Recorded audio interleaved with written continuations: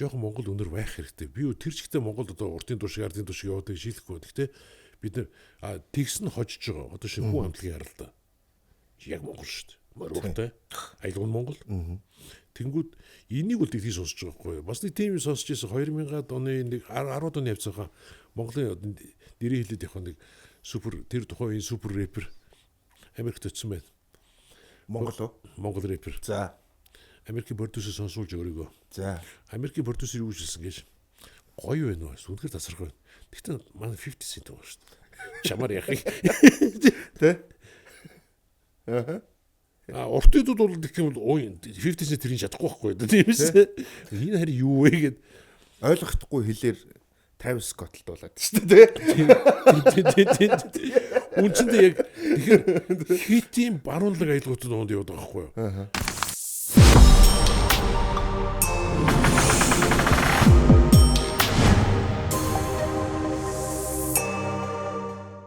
Намайг дэлхийн өнсөг болон бүрц байгаа монголчуудаа шинэ оны мэндийг хүргэе. Өнөөдөр шинэ оны анхны зочин болгож манай студид нэгэн хүндтэй ах маань хүрэлцэн ирсэн байна. Тэгээд өнөөдөр бид нар та бүхэндээ маш ойлгомжтойгоор одоо нэг монголоор яриач please гэдэг шиг маш ойлгомжтойгоор олон 2-3 сэдвүүдийг ярина.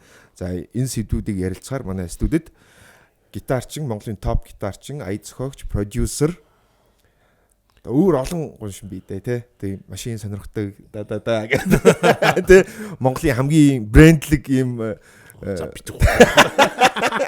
гитарчин гэдэг ярил их юм байгаа. Өөжгийн ах үлзэн орших ах маань хүрэлцэн ирсэн байна. Тань шинэ оны мэндийг хүргэе. Шинэ оны мэнд хүргэе. За. Оны өмнө жоохон гадаад руу аялаад ирвгүй юу? Тий намар баг дүүгийн хүүгийн хурим Америкт болоод тэгээд тэр дэлбэр тэнд очиж нэг 12 тоноод тэгээд нэгэнтээ очисон чинь бас цагийг жоохон зугаатай өнгөрүүлээд 2-3 концерт үзэж жоохон дэмэдэж яваад ирсэн. Ааха. Гадны тоглолтуудыг нэлээд мэдээж судалж үзэж байгаа тэр хоорондоо. Тэгээ өөрийн ажил болон хобби. Тийм би урд нь бол зүгээр ингээд нөгөө одоо кайф авахгүй дуртай уран бүтээлч үзэх гэж ордог байсан бол энэ удаад болохоор нөгөө бүр ингээд гар утсандаа юутэй чангасуудын дэмждэг аппликейшн дата суулгасантай ингээд чангас суулны хэр явд юм бэ, тайз мэзэнд хэр юм бэ тийм тий. Тэр талаас нь жоохон тий судалгаа их маягт үзлээ. Ер нь бол айгу даруух явчихсан юм биш тийм. Манайх шиг тийм сүртэнд уул ууш шиг том хан хэрэг шиг тайз мэз тийм юу ч баг. Гэхдээ Билли Айлишийн дэлхийн түүр үзэж байгаа хүн шүү дээ биш. Одоо энэ цагийн одоо эхний 10 дотор бол байгаа байдаг Билли Айлиш. Байлгүй байх тий. Одоо цаг үеийн эхний 5-д байна уу тий. Тэр тийм том модын тоглолт гэхэр тайз мэз сүртэн бүртэн юу ч ялгууд нэг юм цагаан тавцантай тэгээ дээрээс нэг хаяа нэг хитэн гэрэл бууж ирэх хөгжим мөгжмөд уралд нь манайх ч чихтлээ хаалж гисэн амар шанг юм явдаг шүү дээ. Яаж ч юм чи 100 децибелээс дээш гарахгүй. Тэг чи манай чи 120 хүрээд өгөх зарим тохиолдолд. Тэгэхээр тэр чинь хүний сонсголын эрхтэнд бол маш муу нөлөөтэй гэж дэлхийд дээр үздэг. Тэгээ тэндийн стандартаа бол бүгдээр барьж явд юм байна. Тэгээд ер нь бол айгүй юу юм бэлээ. Зарим талаараа дэлхийн том шоуд Монголын шоу гүйцэхгүй шиг санагдсан шүү. Бүрөө тийм олон банчаа алга. Сэм Смитийг үзсэн, Брадамсыг үзсэн, урдан дандаа нэг банчаа гарч иж байна. Гэхдээ тэр нь болохоор ойролцоогоор нэг цаг орчим тоглолт хийчих юм. Тэгээд тэрнийхээ дараа нөгөө яг үнцэн артист маань гарч ирэх болно шүү дээ. Тэгээд тэр хооронд нэг асуудалгүй нэг бүтэн цаг бол хүмүүсийг зүгээр чив чимгөө суулгах чинь. Тэр хооронд хүмүүс яаж юм тэгэхээр жорлон морлон ордог юм байлгүй. Тэгээд кофе дээ пив тэ ундаа нэг тэ эсвэл нэг мерчендайз судалж авах тэр гэлтэй тиймэрхүү юм да хийдэг. Манайхаа шиг тэгж нэг сченороос огтуу мөхтүүд юм бол ерөөс юу ч ялгаагүй. Маш соёлтой хэрэглээгээр үзэж чинь тоглолтыг бол яг л тухайн Билли Айлиш бол Билли Айлиш үзэл. Тий. Гарна тий. Тэгээ яг нөгөө дэлхийн тэгээ Монгол гэхээр та яг энэ дэр шууд хариулах юм бол яг Монгол дангаараа ямар ч нэ одоо бидний яриад байгаа зочин артист нь Панчан гэж ярьдаг шүү дээ. Яг Панчангүйгээр ганцаараа стадионыг нэг 20,000 нэмэх хүнтэй дүүргээ 25,000 хүнтэй дүүргээд ганцаараа гаргаа явуулах тийм артист юм бэ. Байна уу ер нь цөөхөн. Миний бодлоор бол шүү дээ. Яг хөвшин залууг бүгдээр үзэх артист гэх юм бол магадгүй 50 cent гэж боддог. Энд чинь болохоор гадны хол авчиж. Үгүй чи гадны артист ч асуусан юм шүү. Үгүй. Яг дотооддоо ер нь байна уу? Одоо ингээл бид нар Монгол гэхээр та бид хоёр хоёулаа сайн мэднэ те. Тоглолт гэхээр мэдээж бид нар ингээд нэг юм зочин артист бол хэцүү шүү дээ. Тэгэхээр бид нар нөгөө стадионо дүүрэхийн тулд ер нь бол энэ л ганцаараа байхтай асуудалгүй дээ. Тэр зочин артистаар яах вэ гэж бодох хүн байна уу? Магадгүй Моник Стар гэж болох юм. Гэхдээ яг бүтэн тоглолт. Ер нь тэгтээ бүх юм яг өөр ингэсэн цаг үетэй шүү дээ. Тэгэхээр өөр ингэсэн цагтаа бол одоо жишээ нь 90-ад оны дундуур бол жишээ нь харанга ч юм уу те Никтон ч юм уу эсвэл Сара ч юм уу те эдгээр ингээд эсчэн тоглосон бол яг дангаараа юу тоглоход яг дүүрэх хэмжээний бол байсан л баг. Одоо бол нөхцөл байдал шал өөрөсөн те. Одоо үндсэндээ харанга 89 онд байгуулагдсан, Хөхтөнгөр 90 онд, Титэн 90 онд те Сара 90 оноос орчмоос ингээд дуулж гисэн тийм үү. Яг үндсэн нөгөө мөнгө аранда энэ жижиг хамтлагт дуулж ирсэн үеийн тооцохгүй яг том тайзруу том урлагаар орж ирсэн гэдгээр тооцох юм бол бидний яг тэр 90-ад оны генерашн бол хангалттай удлаа шүү дээ. Уудан тим генерашн чинь гарч ирдэг 5-6 жил яваад алгуулцдаг байхгүй. Тэгэхээр дараагийн генерашн гарч ирдэг. Харьцангуйр бидний үеийн генерашн баг 2010-15 оны хүртэл явчихна гэдэг маань хоёр талтай. Нэгдүгээр бидний үеийн генерашн гэхээр одоо шин би өөр дөр жишээ аваад ярихад ингээд Хөхтөнгөр хамтлагт 91 онд орсон те 91 онд ороход одоо Ховын хөрөх хөгжим зохиолч бүрдүүлж байгаа тэргээд дандаа нөгөө консерватори төгссөн яг мэрэгжлийн урлагийн тийм нөгөө актив босролтой хүмүүстэй ажиллаад эхлэхээр тэнд үндсэндээ би өөрөө мэрэгжлийн биш мөртлөө яг тийм төвшөнд тэднэртэй адилхан болохын тулд хөдөлмөрлөх маш их шаардлага гарсан байхгүй. Тэгэхээр үндсэндээ баг актив шихүү босролтой болж байгаа хөгжмийн талаар тэгээд нэгэнтээ нэг тийм гайгүй босрол эзэмшсэн те дуулалт тэр үеийн дуучдын дуулалтай хөгжимчдийн тоглолт Монгол ерөнхийдөө нэг төвшөнд очсон байсан шүү дээ. Тэр төвшнгөөрөө удаан байж чадсан болов уу гэж боддог. Тэгээд яагаад тэгж удсан бэ гэхээр хажуугаар нөгөө араас гарч иж байгаа залуучууд жоохон дараахан байсан болов үү. Одоо ч гэсэн яг тийм анзаардаг шүү дээ. Ингээд хэд хоногийн өмнө машинтай өдөржин хотоор явлаа 102.5 одоо энэ жилийн шилдэг 50 дуу гэл явж байгаа байхгүй. Тэрэн дунд ер нь Монголд хийгдсэн фонограммтай дуу ер нь байгаа мó? Ховор байл шүү дээ. Дандаа л нөгөө гадны YouTube-с нэг одоо нэг $25 ч юм уу $30 төлөөд фонограмм худлаад авчдаг. Тэрэн дээр нэг ая эвлүүлсэн болоод нэг хийцэн тиймэрхүү юмуд бол зөндөөс ягаад энд зарим дугаас энийг хяавч Монголд бичиг үүдний тодорхой юм зөндөө сонсогдож байгаа юм чи артлан тэр том бэкграундын хоормор дуурал тэр нь яг л нөгөө афро-американчуудын гоё хийдэг нөгөө вокал хоормор дээр ингээ яваад Монголд ямар тийм хорд урах чадaltaй юу байхгүй шүү дээ. Тэгэхээр нэг тийм тэгээ хоёрт нэг асуудал байна. Одоо сүүлийн 2-3 жилийн эсчэний баг бүх шоу үзлээ залуучууд. Амьд болж байгаа юм байт юм уу? Тэр айгүй хэцүү. Маш ховор амьд болж байгаа юм. Одоо тэгэл өөрсдөө амьд болж ирэхээр тэр нэг би ч бас сайн ойлгохгүй. Нэмхээр эдрэг айл ингээл. Янз юм. Гэхдээ 70% нэмэх юм гэдэг юм яриад байгаа. Цаана хоолойны сулхын яваад дээр нь өөрөө нэмж дуулдаг. Тэгээд дээр нь нөгөө юу тавьсан автотюн гэдэг нэг юм програм болсон шүү дээ. Тухайн дууны танаас дээр тааруулаад тавьчихдаг нэг жижиг юм хар юм байгаа. Тэрийгэ тавьчихаар тэгээд болоод байна гэж бодд юм уу? Яадаг нэг л нэг тийм дэлхий дээр тийм болцсон хөр үгүй юм байдаг сая. Тэнд бүгдээр яг л оргороо тусч илээ. Манайх тэгээд нэг жоохон тийм юу тал руу орсон юм уу да. Урлагийг илүү үзэгдэл тал руу хараад байгаа юм болов яг нөгөө утга гэдэг тал руугаа биш. Тэгээд дээр нь айгүй олон хүмүүс надад тийм яриад байна. Юу гэж яриад байна тэгэхээр одоогийн дуунд ч чанар алга 2-3-7 хоног явал мартагчих гээд. Ер нь үнэ. Чи бас тэгж бодож байна уу? Ер нь үнэ. Санал нийлнэ. Тэгэхээр тэрэн дээр бол би ингэж боддог байхгүй.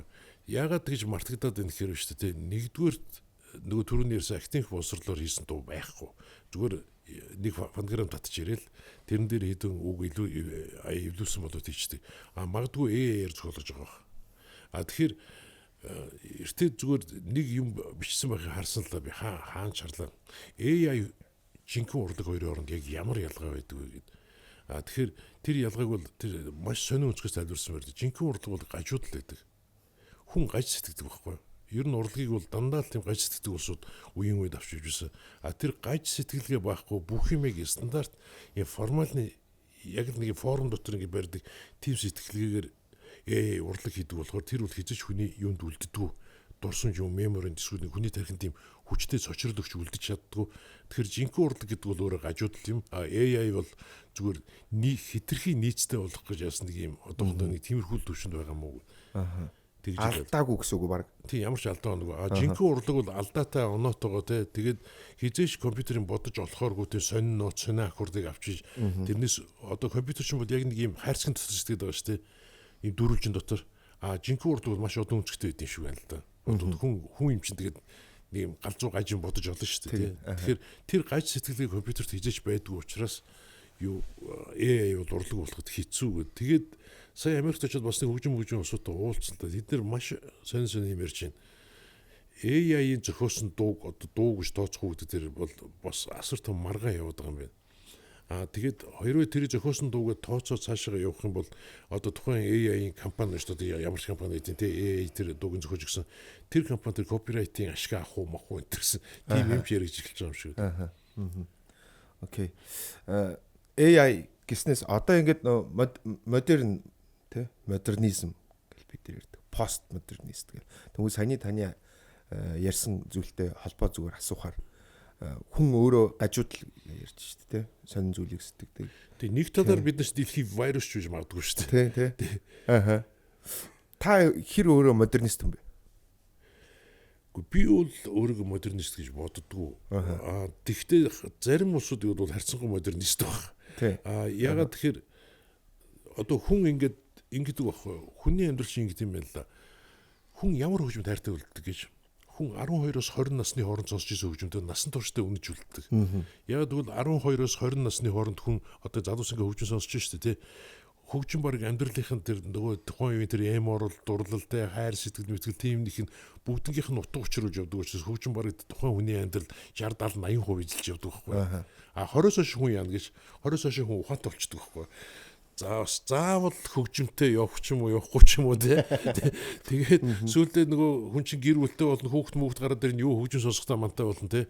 Тэгэхээр голцоо ихэнх хүмүүсийн 100-ны баг 90% ч юм уу тий.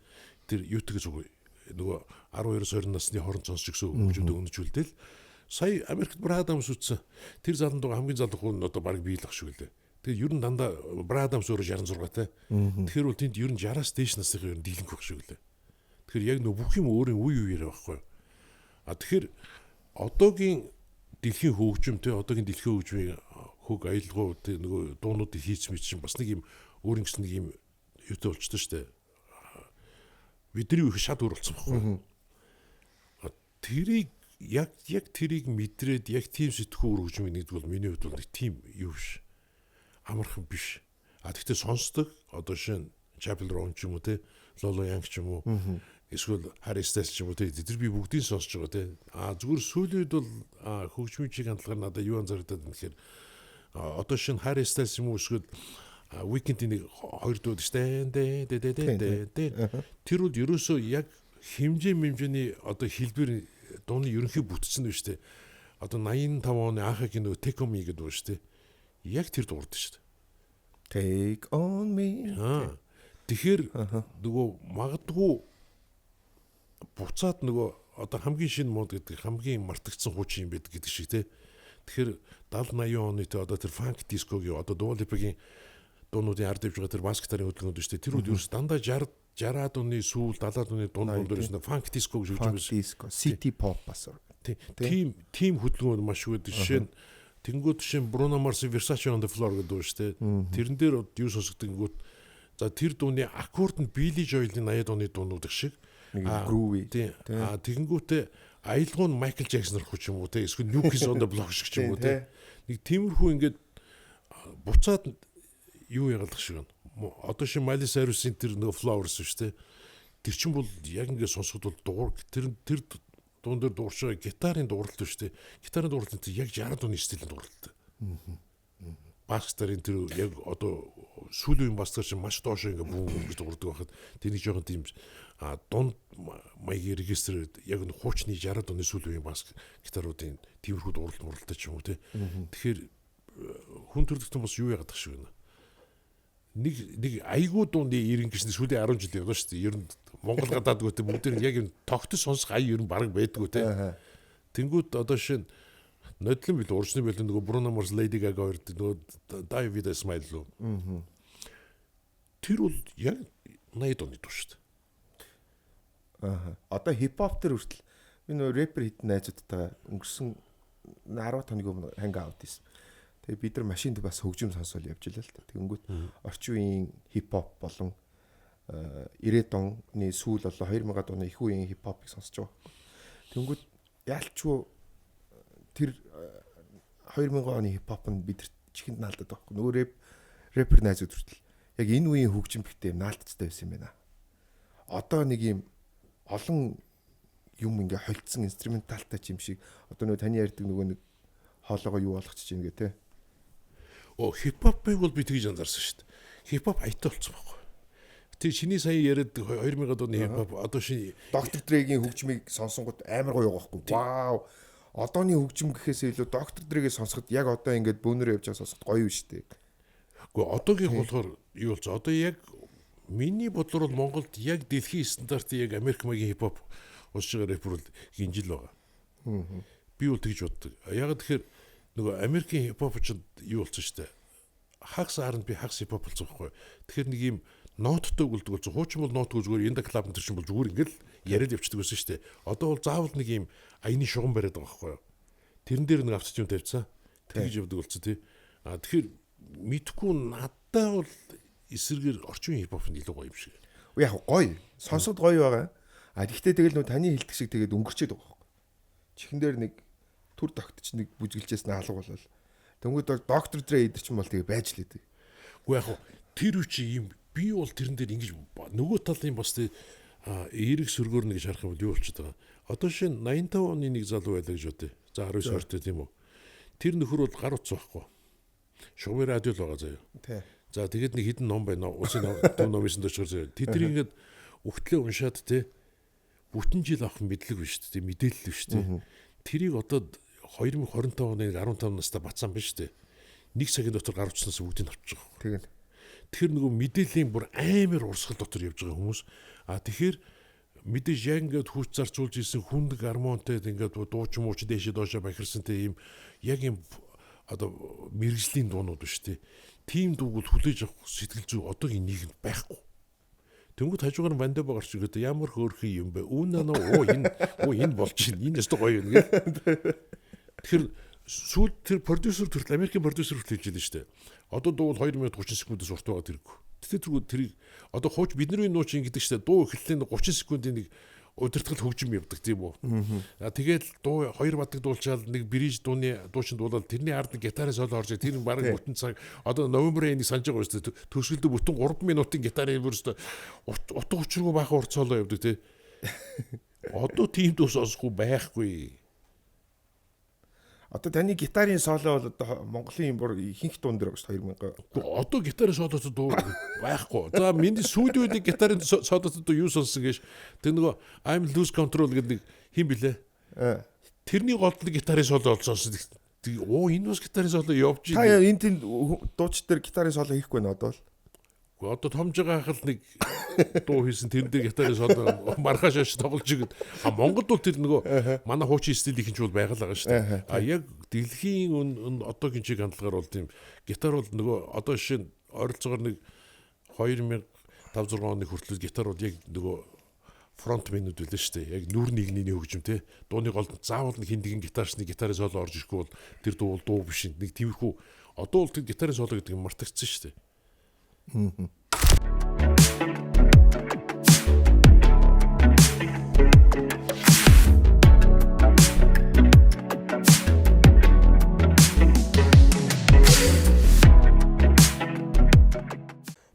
оюутны сагсан бөмбөгийн холбоог дэмжиж ажиллаж байгаа Эдэн подкаст бид нар бол Монголын сагсан бөмбөг ирээдүйн хүүхэд залуучуудын энэхүү спортман дэлхийн спорт болоосаа гэж хүсдэг учраас чадах чинэгээрээ дэмжиж ажиллаж байгаамаа. Оюутны сагсан бөмбөгийн холбоо MCBA-гээ дэмжээрэй.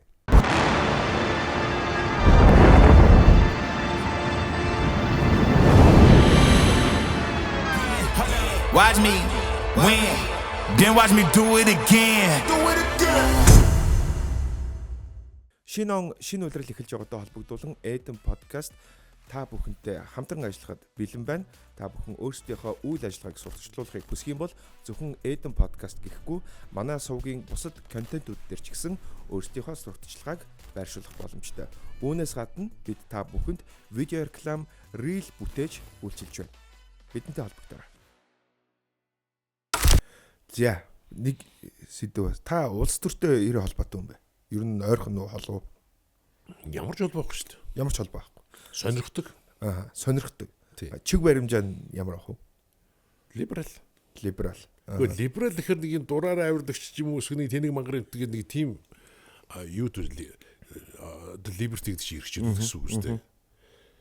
Тэгэхээр би бол илүү тийм чөлөөт хүн одоо яг хүснээр амьдарч тийм нийгэм бий л хүсдэг. Миний хувьд бол магадгүй тэр бол одоо шинэ Facebook руу оронгууд үнэхээр гутармар шиг хандлага байдаг. Twitter руу оронгууд либертаризмыг бол одоо бүгд л дэмждэг те. Нэг тиймэрхүү чиг хандлагатай. Ардсан намын гишүүн байсан. Баталгаа аваарай гэж ардсан намынх нэг удаа нэг уурж хашгирсан тал байгаа. Баталгаа аваагүй л надаас. Окей. Тэгвэл яг сүүлийн үед өөжгийн ах бол маш их Facebook-т бол пост хийдэг хүмүүсийн нэг. Өөрийн одоо идэвхтэй олон мянган дагчтай пэйжтэй. Тэрэн дээр яг хийж байгаа постуудыг зарим нэг өнгө хэсгийг харахаар хүмүүс шүүмжлэлтэй сүүлийн үед хандж байгаа зүйл их байгаа. За одоо юу гэдэг баг хотын даргаыг бичлээ эсвэл соёлын сайдыг дэмжлээ гэдэг ч юм уу. Иймэрхүү сөрөг хандлага тань дээр зүгээр харсан харагдаж байгаа байхгүй. Одоо жишээ нь соёлын сайд дээр жишээ нь оюуны өвчгөө нэг бичсэн караоке асуудал гээл те. Тэрэн дээр одоо би бол ундрмын тийм хөлбөмбөг би шууд дэмжсэн. Ягаад дэмжсэн гэхээр шүү дээ. Нэг соёлын бүтээлчүүдийг дэмжих тухай хууль гээд нэг хууль одоо 2 жилийн өмнө батлагдлаа. Одоо урьдчилан аврахгүй юу. Тэгээд тэр хуулийн ажлын хэсэг би ороод ажиллахгүй юу. За. Анхны удаа ажлын хэсэгт орж ажиллаж үзлээ. Баахан госчин хүмүүс төрийн ордонд байрлалаа. Банкны хорооны хурлаа дээр суулаа. Улсын хурлын жуулганд 2 ороод гарлаа. Тэгээд надад бол тэр нэг би улс төр дуртай сонирхолтой ч юм уу эсвэл ингээд нэг юм хувийн шулттай ч юм уу тэр талаар бол би ороогүй. Би нэг шүрэг авах ажилласан тэр ажлын хэсэгт нь зүгээр надад бол энэ дэлхийд даяараа тэр одоо сүүлийн 250-60 жил копирайтын тухай хууль одоо гарсан сууж тийм болж шүү дээ. Тэгэхээр тэрийг ягаад Монголыг дэлхийн стандартаар мөрдөж болдгоо бэ гэсэн нэг тийм бодол хоёрдугаарт нэг жоохон гомдол яваад байдаг байхгүй. Тэгэхээр тэрийг бол хөрсөн дээр нь болоод одоо бид нэр юу шүү дээ. Бид нэр дэлхий дээр л амьдарч байгаа шүү дээ. Бид нэр саран дээр амьдраагүй. Тэгэхээр дэлхий ямар ч шиг хандлагаар ингээд копирайт чинь бид нар яг тэр шиг хандлагаар нь яг л манайч Берний конвенц гэдэг конвенцэд нийссэн. 92-ын зохиогч эрхийн тухай хууль нь гарцсан. Тэгэхээр би тэр хуулиад мөрдүүлээсэй гэсэн үндсэн тэрэн дээр ажилласан байхгүй. Тэгэхээр тэр хуулийн дээр нэг юм байгаа байхгүй. Бүр заалт байгаа. Тэр хяналтын серверийн систем гэж байгаа. Одоо оюуны бүтээл ялангуяа дуу хөгжмийн бүтээл ингээд хаана ашиглаж байгаа бүгдийг хянждаг сервер системийг улс аваад тэнгууд одоо яадаг юм энэ орбитуудын үндэсний дата төвчөө тэрэн дээр нэг юм датабазтай нэг юм том сервер хийгээд тэгээд тэр бүтээлүүд хаана ашиглаж байгаа бүгдийн хянадаг тэмцээний тогтолцоонд ор. Тэгээд хянана гэдэг маань юу гэхээр оюуны бүтээлийг ашиглаж байгаа бүх тохиолдлуудыг илрүүлнэ гэсэн үг тийм үү? Оюуны бүтээлийг ашиглана гэдэг нь өөрөө төлбөртэй байх хэрэгтэй. Одоо жишээ нь намайг ингээд танаа дууг те чиний дууг ер нь дуулахгүйсэн чи яад те эсвэл чиний дууг хүмүүс дуулж л явал болоо юм биш үү гэдэг тийм сонио хандлага байдаг байхгүй. Тэр хандлага зөвхөн Facebook дээр юм шүү. Тэгэнгүүтээр би бодоод байгаа байхгүй. За тэгвэл намайг тийм шүүмжлээд байгаа даварч нэг талхны мухлаг ажилладаг байлаа гэж бодъё л те. Чимээ дүү сонсдог чи би чаас үнгүү талхаа авна. Тэр надад өгөхгүй шүү дээ тийм үстэй. Тэгэхээр дэлхийн чиг хандлага яа тэгэхээр караоке дуулах тоолгонд FM-ээр явах тоолонд энэ тэнтгөө дуун олонний өмнө одоо нэг CD-н дээр нэг бичиг байдаг шүү дээ. Нийтийн өмнө дуулахаа хориглоно гэдэг англиар юу гэдэг ч үлээд тийм. Тэр чинь юм баггүй. Шинэ би CD худалдаж авлаа заяа. Би гэртээ төрсөн өдөр хийлээ. Түм амтан цуглалаа гэж бодсон шүү дээ. Тэрний юм тавихыг ууланд тэнд бол яд юм бэ? Соргилт юм байл шүү дээ. Чи зөвхөн өөрийнхөө гэр бүлийн өрөнд сонсдог гэж үздэг юм байна. Нийтийн өмнө тулуулах гэдэг нь шал өөр ажиллаж байгаа. Өөрөөр хэлбэл би CD баруун дүнтэй чинь бич байгаа тийм үү? $20 болор гэдэг тийм. Би $20 нөгөө Майкл Жексон CD худалдаж авчих байгаа байхгүй. За тэгэнгүүтээ гэртээ авчираа тавилаа. Энэ бол би зүгээр гэртээ машинда би өөрөө тэрэндээ кафе ососод болно. Тэгэнгүүт 50-60 амтны гэртээ цуглуулангуудаа пари хийгээд те. Тэгэнгүүт нөгөө CD-г тавингууд одоо Майкл Жексоны оюуны өвчиг нөгөө биш одоо баг хулгайлж байгаа. Чи зүгээр хуурай гэр орондоо сонс гэж байгаа түүний үнийн тавьсан гээд. Германд дур тийм тохиолдол болж ирсэн юу гэдэг Монгол оюутан төрсөн өдөр игээд түм амтны дуу цуглуулад баахан дуу тавиад гэсэн маргааш нь тэр копирайтын цагтаа ирсэн байгаа байхгүй. Та олонний өмнө ингээд хөгжин толуулсан байна. Та копирайтын төлбөрөөр тэр 100 евро ч юу хичээлээ. Тэгэнгүүт уучлаарай би Монгол ууштай CD тавьсан гэж гүрийсэн байгаа. Тэгсэн танад Москап гэдэг байгууллага байна. Бид нар тэр лөө жоохон ч гэсэн хөв шилжүүлнэ гэдэг нөгөөт нь тэгээд заавал мөнгө авах гэсээр авсан билээ шүү дээ. Болохгүй олон нийтийн дуу яасан ч Монгол байсан ч болохгүй тий.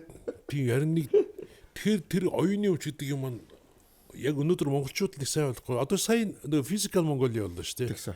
Тэн дээр баахан бөхчүүд халуун хэлгийн нутагт дуулсан юм байна. Тий. Би үзээгүй. Тэгсэн 2-3 хоногийн өмнө наран зүйтэй болцохгүй бэ. Тэгсэн чинь наран зүйтэй чи Physical Mongolia-ийн над дээр ирсэн. Халуун хэлгийн нутагт дуулсан. Тэгсэн энэ дууны эзэмшигч нь хэм бэ гэж. Яг тэгвэл нөгөө Жамцын Батраа гэсэн байж дагуух одоо мондог хүн билээ шүү дээ. Наран зүйч яг шууд ачин байхгүй. Тэгээ наран зүүн зөвшөөрөл авсан байл. Бүр олж очоод Копирайтууд уу тэр юугаар гарахгүй. Netflix-ээр гарахгүй. Заавал копирайтын зөвшөөрөл авсан байх хэрэгтэй. Яг үнэ. Тий. Тэгэхээр дэлхийн ингэж нөгөө оюуны өвчийг ингэж амар хамгаалдаг. Тэгвэл манайд чиний дуу дуулжлээд болоо юм шүү гэж. Яадгийн тий. Тий яадгийн. Та энэ cover дуучдын талаар юу гэж боддог? Байр суурьч. Паразитууд. Паразит кино үзсэн биш болсон. Паразитууд л байхгүй. Өөрөөр хэлбэл одоо чи ингэж бодол та нэг дууг бүтээхийн тулд шүү дээ тий. Ямар зардал гарах вэ? За би нэг дуу зохиочлоо гэж тэр дуу бүр үнгөө нөгөө тэдний хэлгээр бүр үнгөө заяа өгсөн чиний дууг ер нь хүнтэй хэн автын гэд. За тэр дуугаа барьчихгууд нэг найруулгын нөхөр дээр очлоо. За одоо Жимбач юм боо манай болорхууч юм боо те. Доройд $2000. За 7-8 сая төгрөг нөөтг найруулгыг хийлгэн. За тэгээд дараа нь мэдээж дуу хийчих тэрийг бас дүрсжүүлэхгүй болохгүй шүү дээ. Тэгэхээр одоо клип мьюзик видео хийх хэрэгтэй болно те. Тэгэхээр одоо нэг нэгэн продакшн дээр очиж за учирлаа шинэ хийгээд өгөөч. Одоо хамгийн доотлын клипний өртөг бол дороо 7-8 сая байгаа. 10 сая болсон. 10 сая болсон уу? Одоо би сүүлийн клип хийдэг болохоор мэдэхгүй байна. 1010 болсон шүү. Тийм үү. Лагууд нь 70-80 саяар хийдэг гэсэн. За тэгээд 80 саяар нэг дуутай болчлоо. Гэхдээ амар риск байхгүй юм чинь. Тэр дуу хийт болох юм уу гүн тэр өстө чидгч мэдэхгүй шүү дээ. Балгаах хөтөр даахгүй байхгүй да. За тэгээд гайвал нөгөө хийт болчлоо тий. За тэнгуү тэр дуугаар ашиг болдог төм амьд гарч ирнэ. Нөгөө FM-ууд нь тавьж өгнө. Одоо инкриер тэр нэгэ төрсөн өдөр зөрөө тэр дуу тавья. Нөгөө багийн FM 5000 төгрөг шим 10,000 төгрөг шим төлсөн байгаа шүү дээ. Ихтэй төрсөн өдрийн мэдлэгээр. За тэнгуү cover таварш гарч ирээд газар нөгөө дуу дуусны 500,000 төгрөг авна. Гэтэл яг тэр дууг ингээ бүжж байгаа тэр 80 сая төгрөгийн зардал гарч хагаад тэр FM яг ямар тус болсон юм. Тэр cover таварш тэр дуу хийхэд дээр нь юу гэсэн юм уу? Тэр одоо би наадах дараа нь хийд болохоор cover дуулна одоохондоо 5 сая төгрөг авчиг өгсөн түүхүүд би одоохондоо сонсоогүй байгаа. Тий, тий. Байхгүй. Баярлаач гэж хэлэхгүй байгаа. Тий шимэгчд байхгүй юу? Баярлалаа гэдэг үгч байхгүй байгаа нэр. Тийм тэгээ та бүхний юм тэр сайхан дуугаа дуулж өгье бүтэ шууд харангал авгийн дуусан дуу дуулдаг болж байгаа. Тий. Ариун нэг орж ирээд дуулах гэсэн чинь өөрийнх нь дууг нэг хүн дуулаа зогсож чинь гэж байна шүү дээ. Тэвэр үзвэл одоо шин нөгөө одоо соёл эрдэнэ өргөөд манай хөрхи хэд ах нар байж та бархсах тий халигаж болоож их энэ төр гээд тэд чинь дандаа яг нөгөө оргууд нь баггүй дандаа чамаа тий одоо алтан нөгөө уулын нууд бүгдийн яг оргууд нь тэгээд нэг юм хөрхи тэд чинь бас нэг шинжил болохоор алтур малтур хийнэ гэж тий тэгэл очиод хөгжмөө болчиход урд нэг амьд авд гарсан бүх дууг нь усчихэд гэж тэгээ гойд гэж ахнар нь оргууд ишээ болчлоо. Үгүй тий. Тийм байна тэр. Үгүй тэгэхээр юу л дээ. Одоо шин би эрг хандлага бол тэрэн дээр одоо хүлээж байна. Яг хүлээж байна гэхээр шүү дээ. Тэр Эрдэнэшимг гэдэг нэг гишүүн эмхтэй байлаа шүү дээ. Нэг өдөр нэг солиотой бол гаргасан шүү дээ. Бар ресторан хаач тамхи татгаа болио гэл дээ. Тий. Бүгд татгаа болчих. 2012 он билээ тэр чи тий.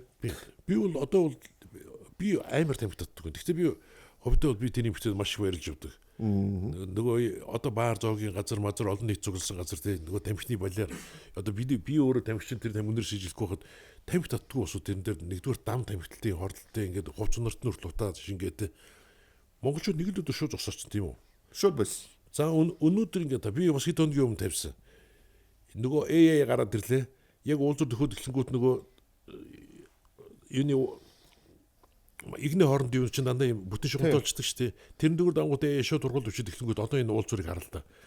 Бүгд тэр ингэ зогсож байгаа байхгүй. Гэхдээ тэрний төлөө би бол Нямбатарт баярлж байгаа байхгүй. Гэхдээ чи тэгж өрөөнд нь оруулж штий нутыг. Гингүүт одоо хоёлаа бална шүү. Гэхдээ уулан тий. Үгүй тэгээд за. Гэхдээ яг Нямбатарыг би тэгж боддог. Би хувийн сайн танил л да. Ер нь бол дажгүй залуу. Зүгээр юу гэж бодох. Тэр нөхөр ажил хийгээд байна. Ямар ч лэсэнтэй босож болоогүй ш нэг юм хийгээл яваад энэ юм босгочихгүй. Би бол хувьдаа тийм бодолтой байдаг. Урд нь яг хин тэгж нэг бодож өдөр шөнөгүй явжсэн. Дээр нь яаж байгаа манай хүмүүс шиг хэрүүлч юм аа. Болоод нөгөө 5 багтай зэрэг хэрэлдээд хажуугаар гүйж явсан нохоо тэр орондоо бас дундуур нь жоо гэж хөөчихдий хэмжээнд хэрүүлж. Тэгвэл манай хотод ийм дарах хэрэгтэй. Зүгээр ямар ч хүнийг ямар ч сайн хүнийг новшилж хуурдаг энэ улс төр гэдэг юм биш үү? Либералчууд тэгээд юм шүү. Энэ өөрөө манай энэ системийн алдаа байхгүй юу? Ямар байдлаар системийн алдаа хэрвээ шүү дээ. За би зүгээр үнэн ганцхан минут бүр хүмүүсийн бүр дургу хөрмөр тийм улс төрийн. Чи улсад юу вэ? Эрдэнэт байна. 5-7 байна. Тийм үү? За төмөр зам байна. Ингээд нэг улсын нэг баах юм байгаа шүү дээ. Тэг 126 гишүүн байгаа. Нэг тойрогт нэг их хурлын гишүүн байна шүү дээ. Одоо ингэ нэр дэвшид үзэн шүү дээ. Дор хаяад 2-3 тэрбум төгрөг зарлаж их хурлын гишүүн болдог байхгүй юу? Учирлаа хоёулаа гишүүн болоо. 2 тэрбум төгрөг бариад гүй тийшээ. За мэдээ чи тэр бэлэн тэрбум төгрөг байхгүй энийг нэсээ элэл явна тийм үү? Тоглолцчих шууд тий. За тэгэнгүүт за нэг тоглолтыг гэсэн юм аа тий гэдэг шиг гişүү болох гэсэн юм аа мөнгө байна шүү дээ. За гişүү болчлоо гэж бодъё заяа. 2 тэрбум яаж буцааж өгөө? Арь тий. Олох хэрэгтэй болно. Олдог юм чи юунд гэдэг ш тэр эрдэнэтэд тэр 5 толгой тэр нэг тээврийн машин зашин явуулах тэ эрдэнэтэд нэг юм бүр тэр 90-ад оны түүх байгаш 103 дугаар эд 4,000 бакал шахсан гэдэг. Гэхдээ чи имлэг 4,000 бакалаар яах вэ тийм биз дээ. Хэрвээ одоо энэ улсын энэ улс төрчийн сайлын үнэ болоод байгаа нэг Дураски хэдэн үйлдвэрүүд биш үү? Одоо эдний бүгдийг хөвчлээ ажиллаа гэж бодсон шүү дээ. Гишүүн болох хүн олдохгүй шүү. Мөг байхгүй ч улс төр зороод. Тэгэхээр яг яанд гэж тэр үеэр жинхэнэ нөгөө маниакууд очих байхгүй юу? Яг жинхэнэ би их хурлын гишүүн болж энэ хуулийг бүр нэг яг ясны нэг юм хуульчид байдаг шүү дээ. Тим улсууд 126-ыг оронд явна. Өнөөдөр энэ том энэ улсын энэ үйлдвэр аж ахуйн газрууд энэ байж байгаа цагт шүү дээ. Манай энэ систем өөрөө хизээч алга болохгүй байхгүй юу? Тэгэхээр ямар ч сайн хүн дарга болсон байлаа гэхэд шүү дээ. Систем өөрөө тэр хүнийг зүгээр шууд мангас болгож өрөөдөг байхгүй юу? Ер нь тэг. Би бол тэрэн дээр яг тийм бодолтой байдаг. Тэгэхээр одоо шин би бол өндөр айгуу сайн хүн болж харагдах бах тий. Би бол за энэ нөхрийг ингээд нэг дарга болгоод тавьсан бахад тий. Энэ улсын өр гиднэ гэж байхгүй наашин шудраг гаргээд би жилийн дараа бол жинхэнэ явуулах чинь болно шүү дээ. Батлаа тий. Нү мест намайг өөрөө тийм болгочих واخгүй. Би 1000 сайн хүн байгаад нэмэр байхгүй байхгүй юу? Тэгэхээр янз бүрийн зөндөл байна л да. Одоо шин парламентын засаглалтай улс гэл байгаа. Яг нийтэр дээр болохоор шүү дээ. Манай хагас парламент хагас ерөнхийлөгчийн засаглалтай улс. Ерөнхийлөгчийн засаглалт байгаа парламент засаглалт ойлгохгүй байхгүй. Тэгэхээр энийг одоо шин үндсүүлийн өөрчлөлтийг нэг талаа гаргалаад гэсэн байхгүй. Одоо энийг яг нэг талд нэг бол ерөнхийлөгчийн засаглалт усуулч нэг ус амар. Хэцүү л дээ. Тэгвэл юу хэцүү гэж? Ерөнхий хэцүү шүү дээ. Парламентын гэдгээр л байх хэрэгтэй. Тэгэд одоо 126 гараад таа. Би одоо тийм шүтмээр засаглал байж чадчихэв үү? Би бол үнэхээр бодохгүй. Харин тийм учраас тэгэл ерөнхийдөө одоо энэ чи хинч орсон тэгэл ямар ч одоо маниак сайн хүн орсон тэнд тэгэл нөгөө нэг хэвлэлдэг машинд орж байгаа юм шиг л гарна шүү дээ. Тийм систем нөр хүмүүсийг тийм болоод одоо шин зүг зүгээрээс үнийг дарангуулах шиг болгон зүг зүгээрээс үнийг авилгах шиг болгон те зүг зүгээр байсан хүнийг одоо юу гэдэг нэг тийм л тэгэл тэгэнгүүтээ бүгдээрээ л ингээл нэг бодлоо загс төр болохгүй манай нам гаруул ална гэж байна. Манай нам гаруул тэдний нам гаруул алах нь тодорхой шүү дээ. Яг гэж цүм авна шүү нөгөө мөнгийг. Та одоо продюсер хүн шүү дээ тий. Продюсераа шатаа. Уул нэг продюсер та. Тэгээд бас шавнартай. Тэг эдгэр чин кавер дуучин болсон хүмүүс байна. Таны гараар одоо ороод тантай хамт байжгаад би шот нэг оюу гамбайнтад дэлжсэн шүү дээ. Нэг орос охин байсан тэр маань яваад гисэн. Оюу дангараа яваад гамбай шинжлэлийн өмнө битгаар нэг уулцсан. Одоо нэг хэдэн сайхан дуу гэж ирсэн. Өөр бас нэг залуу ирж байгаа бас. Мотивын гамбай юм тийм. Тийм тэгээд дээр нь бас ганц хоёр дуучид бүр жоох хүүхдүүд бэлдээ гэж болдод байгаа. Ер нь нэг наран зүү надад хэлжсэн байхгүй. Васабисыг анх гаргаж байхдаа хөгшин дуучид нэг ажиллаж явах шаардлага байхгүй. Ирээдүйд 20 жил амьдрэх гэж одоо залуучуудаа ярьжсэн дээр. Нэг бодлын үнэ. Яг тэгэхээр би түрүү хэллээ шүү дээ 18-аас 20 наснда хөгжиж сонсч ирсэн хүмүүс шүү дээ. 40-наас өрөнгөт шүү дээ. Яг 40-наас таваг аршиг. За бүр тэр дуун бүр одоо шинэ харангал авгагийн үжиглэлтэн чигтэй тийм сайн дуул байхгүй бол ер нь мянган сайн дуугараас сонсдож байхгүй. Тэ залуухан жоохон байх хэрэгтэй гэж. Тэгэхээр одоо шинэ тэгээд чич сая хэлдэ тэ урлаг шанаргүй болчиход дуунд нь хогулчод энэ гэсэн бодол ер нь ингээд ойр төрний бүх хүмүүс ийм яриад гэсэн. Тэгэхээр за чанаргүй болд юм байж. Тийм үү? Дуунууд нь муу болд юм байж. Гэхдээ энэ залуучууд юу сонсох юм? Эдгээр чанаргүй муу дууд болж ийн гэл хавси 90-д он зохиож исэн бидний дуу сонсоод ингэж байхгүй шүү дээ. Тэгэхээр үеийнхээ дуудыг сонсно. Тэгэхээр энэ хүүхдүүд ажиллах хэрэгтэй байхгүй юу? Илүү жоохон тэ актив төвшөнтэй илүү дуурал муурлтыг гоё тэгээд яг амьдар зөв дуулдаг дуучдыг бэлдэх хэрэгтэй. Одоо тэр 50 дуу сонсогдсон шүү дээ, тэ. Бүтэн олгоор дуулж байгаа юм алах шүү дээ. Бараг. За нэг бүтэн олгоор дуулж байгаа 10 байна уу? Тэгээ бус нь бүгдээр нэг хагас олгоор юм гингэндэг. Гингний дэлгээр яадаг гэхээр би тэдний золонг ойлгоод байгаа. Би шууд сонсоо мэдж байгаа юм чи. 9 жон шоу болдог. Хагас олгоор гэдэг нэг шивэнцэн дуу шүү дээ. 9 жон тэр том хөгжмөөр тэр микрофоноор тэрийг давж дээшээ сонсогдно гэж байдгүй байхгүй юу? Тэгэхээр өөрөд эдгээр шиг ам барахаас өөр ямар ч аргагүй. Тэгэхэд ер нь одоо муулж байгаа биш шүү. Зарим дуунууд бол гойгоо санаатай гойгоо дуун зөндөө байна. Гэхдээ ер нь нийт дийлэнх хандлага тэгээд дээр нь 91 онд хөгтөнгөр хамтлагт анх ороод анхныхаа дууцх хоход ухандаа сууж байхад одоо энэ ховын хөрх надад нэг үгэлсэн байхгүй юу? Чи дууцх хож чаднаа, дууцх хож болно. Монголжуу хайтал хийгээрэй.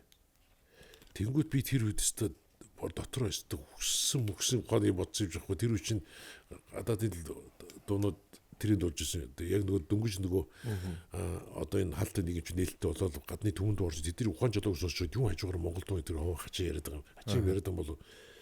Тэгээ сүүлд нэгэ бодоод тахад байна шүү дээ. Бид нэр энэ дэлхий дээр байна шүү дээ. Бусад үндэснээс ялгарх цорын газар Монгол хэлгүй байхгүй. Жохон Монгол өнөр байх хэрэгтэй. Би тэр чигтээ Монгол одоо уртын душ, ардын душ яваадаг шийдэхгүй. Гэхдээ бид нэр тэгс нь хожиж байгаа. Одоо шинэ хүн амтлагын яралда. Яг Монгол шүү дээ. Морготой. Айлгын Монгол. Тэнгүүд энийг үл дэлхий сонсож байгаа байхгүй. Бас нэг тийм сонсож ирсэн 2000-ад оны нэг 10-ад оны явцсан Монголын нэрийн хэлээд явах нэг супер тэр тухайн супер рэпер Америкт очсон байна. Монгол рэпер. За. Америкийн продюсер сонсуулж өөрийгөө. За. Америкийн продюсер юу хэлсэн гэж гоё байна уу? Үнэхээр тасархай байна. Гэхдээ манай 50 cent байгаа шүү дээ. Чамаар яах юм? Тэ? Ортодууд бол гэх юм бол 50 cent тэрийг чадахгүй байхгүй. Тийм ээ. Энэ харин юу вэ гэд ойлгохдохгүй хэлээр Travis Scott-д болоод шүү дээ. Үндсэндээ яг тэгэхээр хитийн баруунлаг аялгуудад донд яваад байгаа байхгүй юу? Тэгэхээр тэрэн донд жоохон ч гэсэн монголоор одоо хөрхийн Мишель мэтэргээд оролдоод байна шүү дээ. Уртын дум оруулах гээд үзээд байна те. Ингүүч гэсэн оролдоод байна тийм үү? Эдгээр чинь ингээд эдгээр бас тэрийг ойлгосон байхгүй юу? Бид нар жоохон өөр байх хэрэгтэй байна. Солонгос хичнээн ингээд дэлхийн евро гараад ирсэн чинь яг бүх дуунууд дээр нэг солонгос үнэр байдаг шүү дээ. Дэлхийн дуунаас өөрсдөө солонгос дуунууд K-pop гэдэг юм болчихсон шүү дээ. Яг өөрөөр хэлбэл яг урсгал жанр бариад байдаг. Тэгэхээр нөгөө манай болдоо яасан те M-pop гэдэг Монгол pop гэдэг нэг бол бүтэн цамаг гаргаад уулна гэсэн үгс тарсан те. Тийм тэгэхээр яг тийм M-pop яг жинхэнэ ёсоор байх хэрэгтэй байхгүй Монгол. Тэгвэл бид нар энэ глобалчлалын даяарслаас өөр нэг Монгол гэсэн үнэртэй те магадгүй тэрүүгээр дэлхийгээс жоохон мөнгө тожих боломж гарах юм болов уу гэж бас өөртөө бодод шүү дээ. Тэгээ их сонио хүн хамтлаг бол дэлхийд бол Монголыг бас танилцуулж байгаа мундаг одоо Монголын бол мундаг л урдаа барих зүйлсийн нэг болоод шүү дээ. Тэгмүүд Монгол тоглолт хийсэн шүү дээ. Монгол тоглолт хийхээр яг нөгөө Монгол зарим нөгөө хамтлаг дуучид хүмүүс үзэхгүй. Цөөхөн үздэг та мэднэ те. Тэгэхээр энэ Монгол сонсогч нар энэ соёлын ялгаа монголчууд одоо тэнгууд нөгөө зарим уран бүтээлчд ярьдаг нөгөө сонсогч нараа мууллаа гэдэг байхгүй. Сонсогч нар нь ойлгохгүй байна гэж ярьдаг те. Монголчуудын сонсож байгаа юм л юм гэ. Тэнгууд хүүгээ ирэхээр сонсохгүй. Гэхдээ магадгүй юу бах л да. Нөгөө л түрүүний нэг 12-оос 20 наснд бол шүү дээ те. Одоо юу болсон юм биш байхгүй юу? Би тэрэнд дурлаад өглөө адлаа гэсэн нь хамгийн сонирхолтой байгаа байхгүй юу? Тэ? Яг тийм югэр л одоо ч тэгээд одоо сая би Билли Айлиш тоглолт нэг мангар сони юм анзаарлаа. За. Билли Айлиш одоо баруун шашны сект юм ааши. За. дан охтууд заяа. Тэгээд миний ойлгосноор нэг 14 наснаас дээш бол өөрснөө үзэж болд юм байна. 14-өөс доошоо бол одоо ямар нэгэн эцэг хараа хяналттай үздэг. Аав нар охтууд дагуу зөндөө орж иж байна. Голцоо аав нар юм уу хөрх Америк аав нар унтахын зарим бүр ингээ шоконд орцгийг гайхаа хараа сууж. Нөгөө охтууд орж ирээ шууд уйлна. Тэгээд билээд чинь нэг төгөлдрүүхтэй нэг удаанд юу л дээ. Билээд ш үнцэн болгоод болоод байгаа. Үнцэн хаяа. Тэнгүүд хажууд нь нөгөө бэкграунд вокалч нь үүрдүүд болдог байхгүй юу? Ингээд хоёулаа ингэж хоорондоо ингэж сүлдэж явдаг. Тэгсэн бэкграунд вокалын тэр хоёр дуучны дуулдаг хэсгийг үү шүү дээ. 9 жон даяараа дуулж шүү дээ. Тий яг нэг шашны ном уншиж байгаа юм шиг. Тэгээд тэр октоудын тэр орилт морилтууд ингээд би заримд үед бүр чихээд арс бүр ингээд амьд түнтэс хэдэн дисбил үрээд байгаа бүү мэд. Билээ л шин сонсохдохгүй л орилж байгаа юм шиг. Тэр нөгөө билээ л шин тэгдэг шүү хамгийн аим удуучин гэдэг шүү дээ. Дандаа нэг хаягсан салсан ямарсын уулын юм шиг байгаа янз бүртэй би ямар юмыг нь ойлгохгүй шүү. Тэнгүү тэр октоудад ерөөсө тэр л маш сонирхолтой шүү. Бүгдийнх нь амьдрал багт юм болцсон. Яг тэрнтэй адилхан магадгүй хүүхд тэгж үзэхгүй баг үтсэн байж магадгүй. Гэхдээ гайгүй. Гайгүй л дээ нэг сансан шиг биш яваад. Тэнгүүд Монголд яаж ийн гэж. Тэгээ Монголд гэхээр эхэндээ эсэргүүцдэг гэж байгаа би одоо ер нь хүлийн зөвшөөрч байгаа. Монголчуудын сонсдог юмны юм байна гэд. Одоо бид нар нөгөө нэг хайрын хипхоп гэж нэг хэдэн хамтлаг ярьдаг шүү дээ. Одоо нэг 2010-аад оны тэдний тоглолтууд боллоо. Яг нуулгүй би сонсдгүй байсан л та тий.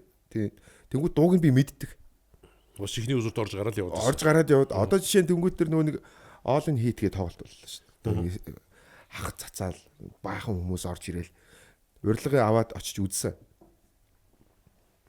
Ихэнх дууг нь би ингээ мэдээд байгаа. Тархинда би сонсдгүй гэсээр нэ мэдээд байгаа. Тэнгүүд яг нөгөө нэг шашин гэдэг шиг стадионд ханараад болж байгаа. Гэхдээ яг тэр чинь тарин тэгээд яг хүүхэд насанд нь л тэдний бүр юунд нь орцсон. Яг нөгөө жинхэнэ тухайн үед дурлаж ямарч явах үед нь те яг тэр дуунтай л хамт дурлж исэн байгаа шүү дээ. Магадгүй тэгээд тэр дууны уцаа би яг энэ дуу явж байгаа тэр өхнөд очижсэн эсвэл тэр өхөндөө бүжилж исэн те эсвэл тэр залуу намайг эргүүлжсэн энэ дээр тэр нөгөө хүн болгоны нөгөө одоо залуу насны хамгийн гэгийн дурсамжинд үлдсэн байдаг байхгүй. А тэгэхээр чи би бол тэдний би мөнхөр бинтер гэдэг нэрийг юу мэддэг ч байсан заяа. Дуугийч мэдэхгүй заяа. Яг би тэдээс олоох байхгүй. Тэгээд магадгүй би мөнхөр эвтэн нас чацуу байсан болов шүү дээ. Мөнхөр бинтер хайрын хипхоп болов шүү дээ. Тэрийг бүгдэнд бас нэг тэр дууных 80 тэнэг охид уралдсан солирсон явж байгаа байхгүй. А мөнхөр яг идалж байгаа би 30 гарцсан давар шивээд байгаа юм шиг. Тэгэхээр шин бол яг нөгөө тийм бацаа маягийн юмуд уудаг чи сонсохгүй шүү дээ. Тэгээд би дараа нь би мөнхөр эвтэн тоглолтыг анх тэр нөгөө юунд зохион болсон ш зайсан хэл. Тэгэл тэр 30 гаруй насны хүмүүсийн яг юунд үлдсэн юм шиг ойролцоо мөнхөр эвтэн болоод 20 жил болсон амтлаг шүү дээ. Тэг би шууд ойлгосон байхгүй. Эднэр үстэ алах юм байна дэсч жоо. Тэгэхээр яг мөнхөр эвтэн тэр юу вэ? Outlaw, Flash, нэгэн зүгт тий. Одоо сүүлд Бондын тамга гэдэг байна тий. Сүүлд би өөр мэддэг бол угаасаа байсан мундаг амтлаг юм байлээ тий. Одоо эдэр чин бол ерөнхийдөө дүүргэж байна. Одоо хоёлаа нөгөө нэг юу дүүргэх вэ гэж зүгээр нэг хаяа ахтай таарал ярьдаг шин. Үнэхээр ямар ч асуудалгүй. Гэтэ инжид ер нь дүүрэх юм уу? Эдийн засгийн амир юм шүү. Энэ хамтлагуудтай бол би бууж гисэн. Энэ монголчуудын яг сонсдог хөгжим юм л.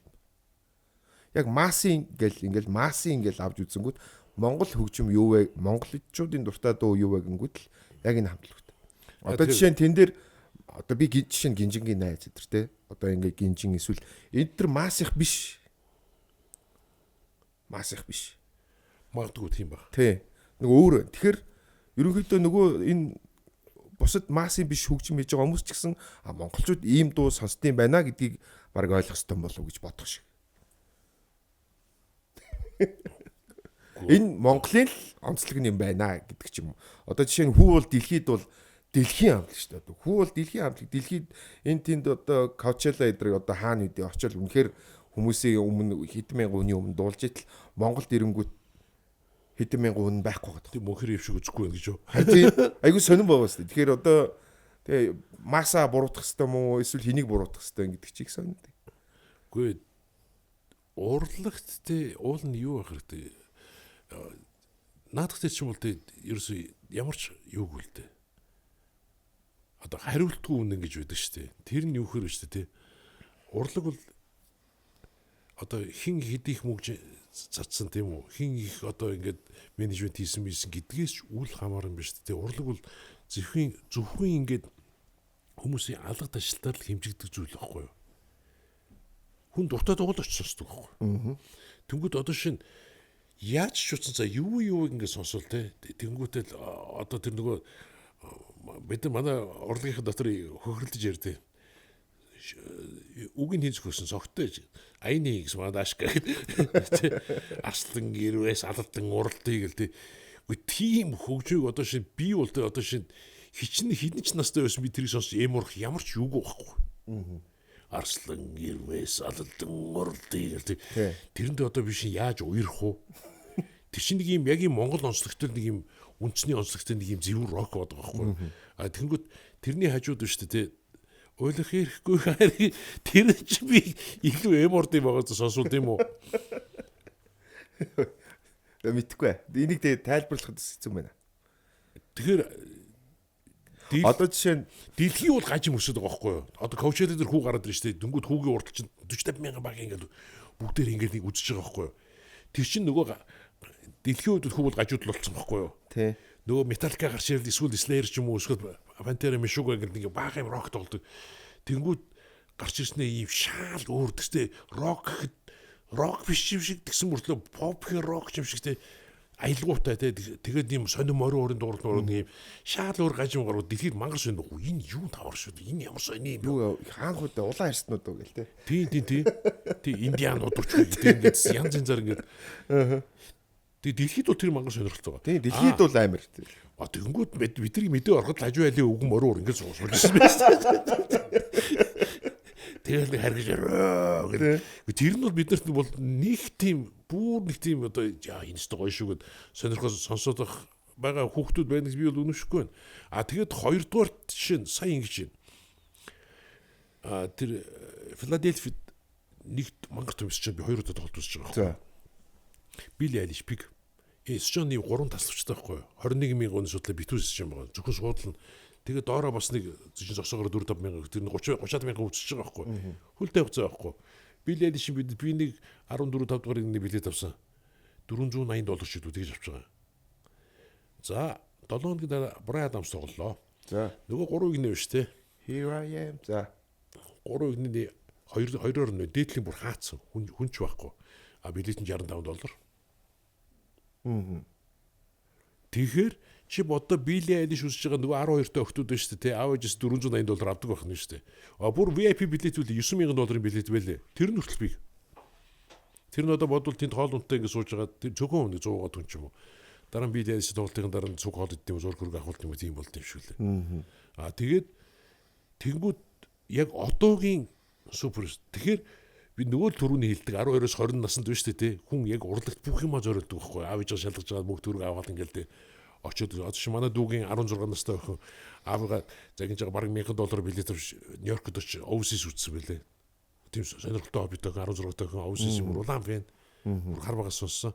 За тэгээд тэнгууд урлагт бол ингээд хамгийн маа зориулдаг очиж үздэг зэрэлж байгаа. Одоо шинэ 100-100-ыг мэдж байгаа шүү дээ. 100-100 ч юм уу Triple X ч юм уу битүү болдог. Тэрэн дээр гол одоо бидний бодлоор Улаанбаатарын усан жавхнууд дээрс ч нэг хүрдсэн байдаг. Тэнгүүд 35 жилээ явуулсан яасан. Зүгээс илүүхэн л байгаа шүү дээ. Манай оюухан очсон тий. Сандал ширээтэй ярьсан тэрээр орж явах суугаад ингээд. Тэгэхээр яг л энэ урлаг залуусны зүйл. Одоо чинь дэлхийд тэгэл одоо чинь нодон бол Fat Joe гэж ирлээ шүү дээ. Хідэн хүн үзвэ. 1000 юу? Харин хүрээгүй. Байх жишээ нь. Нөгөө талд нийт боллоо. Давхар тоглолт бол өдөр чинь. Болсон. Fat Joe үедээ давхар тоглолт. Улаанбаатар фестивал гэдэг зүйл болсон. Тийм Улаанбаатар фестивал гайг байсан. Арай очиртай. Арай очиртай тийм. Тийм тий.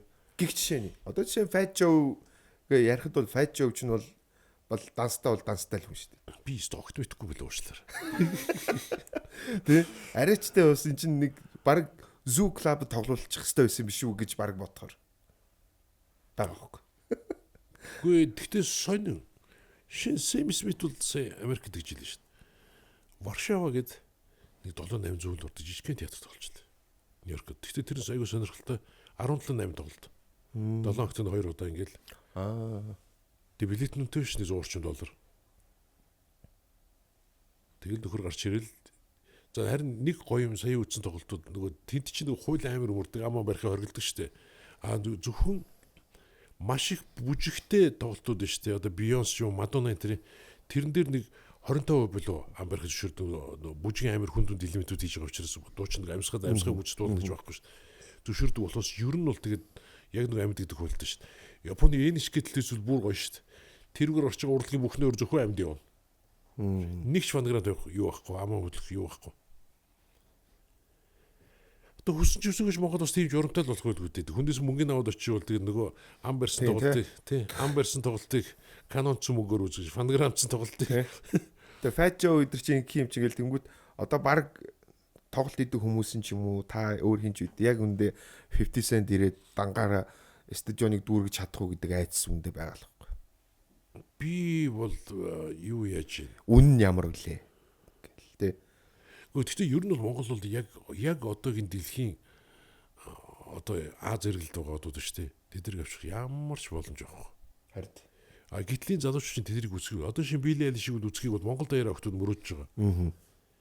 Тэгээ яах вэ? За нөгөө таарш надад гар дээр шүү дээ, тэ. Билли Айлиш явууллаа гэж зүгээр тооцоо бодоод үзье л да. Хамгийн бага $20 ирнэ. Хамгийн бага. Тэгээ нөгөө нэг ирээд айгүй бол нөгөө нотн TR шиг баг 12 дуу. 8 дуу ч гэдэг юм. Тий, одоо фестивал сетээр тоглоно гэсэн үг байхгүй. За нэг 40 минут ч юм уу 1 цаг, макс 1 цаг. За тэнгуүдээ яа гэхээр $200 урьдчилан төлсөн байх хэвээр. Гэрээ хингүү 50% төлнө. Тэгээд наашин нисгэн сарын өмнө дахиад үлдэгдэл 50% төлнө. За тэгээд дээр нь за ингээд $200 нь явчлаа. 7 тэрбум төгрөг явчих шин Монгол төгрөгөөр. За нөгөө Билли Айлиш чинь зүгээр ганцаараа ирэхгүй. 40-50 хүнтэй баг ирнэ. Тэрнээс дор хаяад 20 хүн бизнесээр нисч ирнэ. За тэр 40-50 хүнтэй багийн зардал биш үү те. Зөвхөн онгоцны зардал нь $100,000 ч юм уу $150,000 болчихно. За дээр нь нөгөө эсчон чинь жил үнэ нэмсэн байдаг шүү дээ 253 сая болсон гэлөө. 253 саяар эсчоноо хөдөлж аван. За тэг хөгжим гэрэл тайсан Билли Айлиш чинь босон сүртэй юм тэгээ манайх сүрчгийн солиороод эхэлнэ.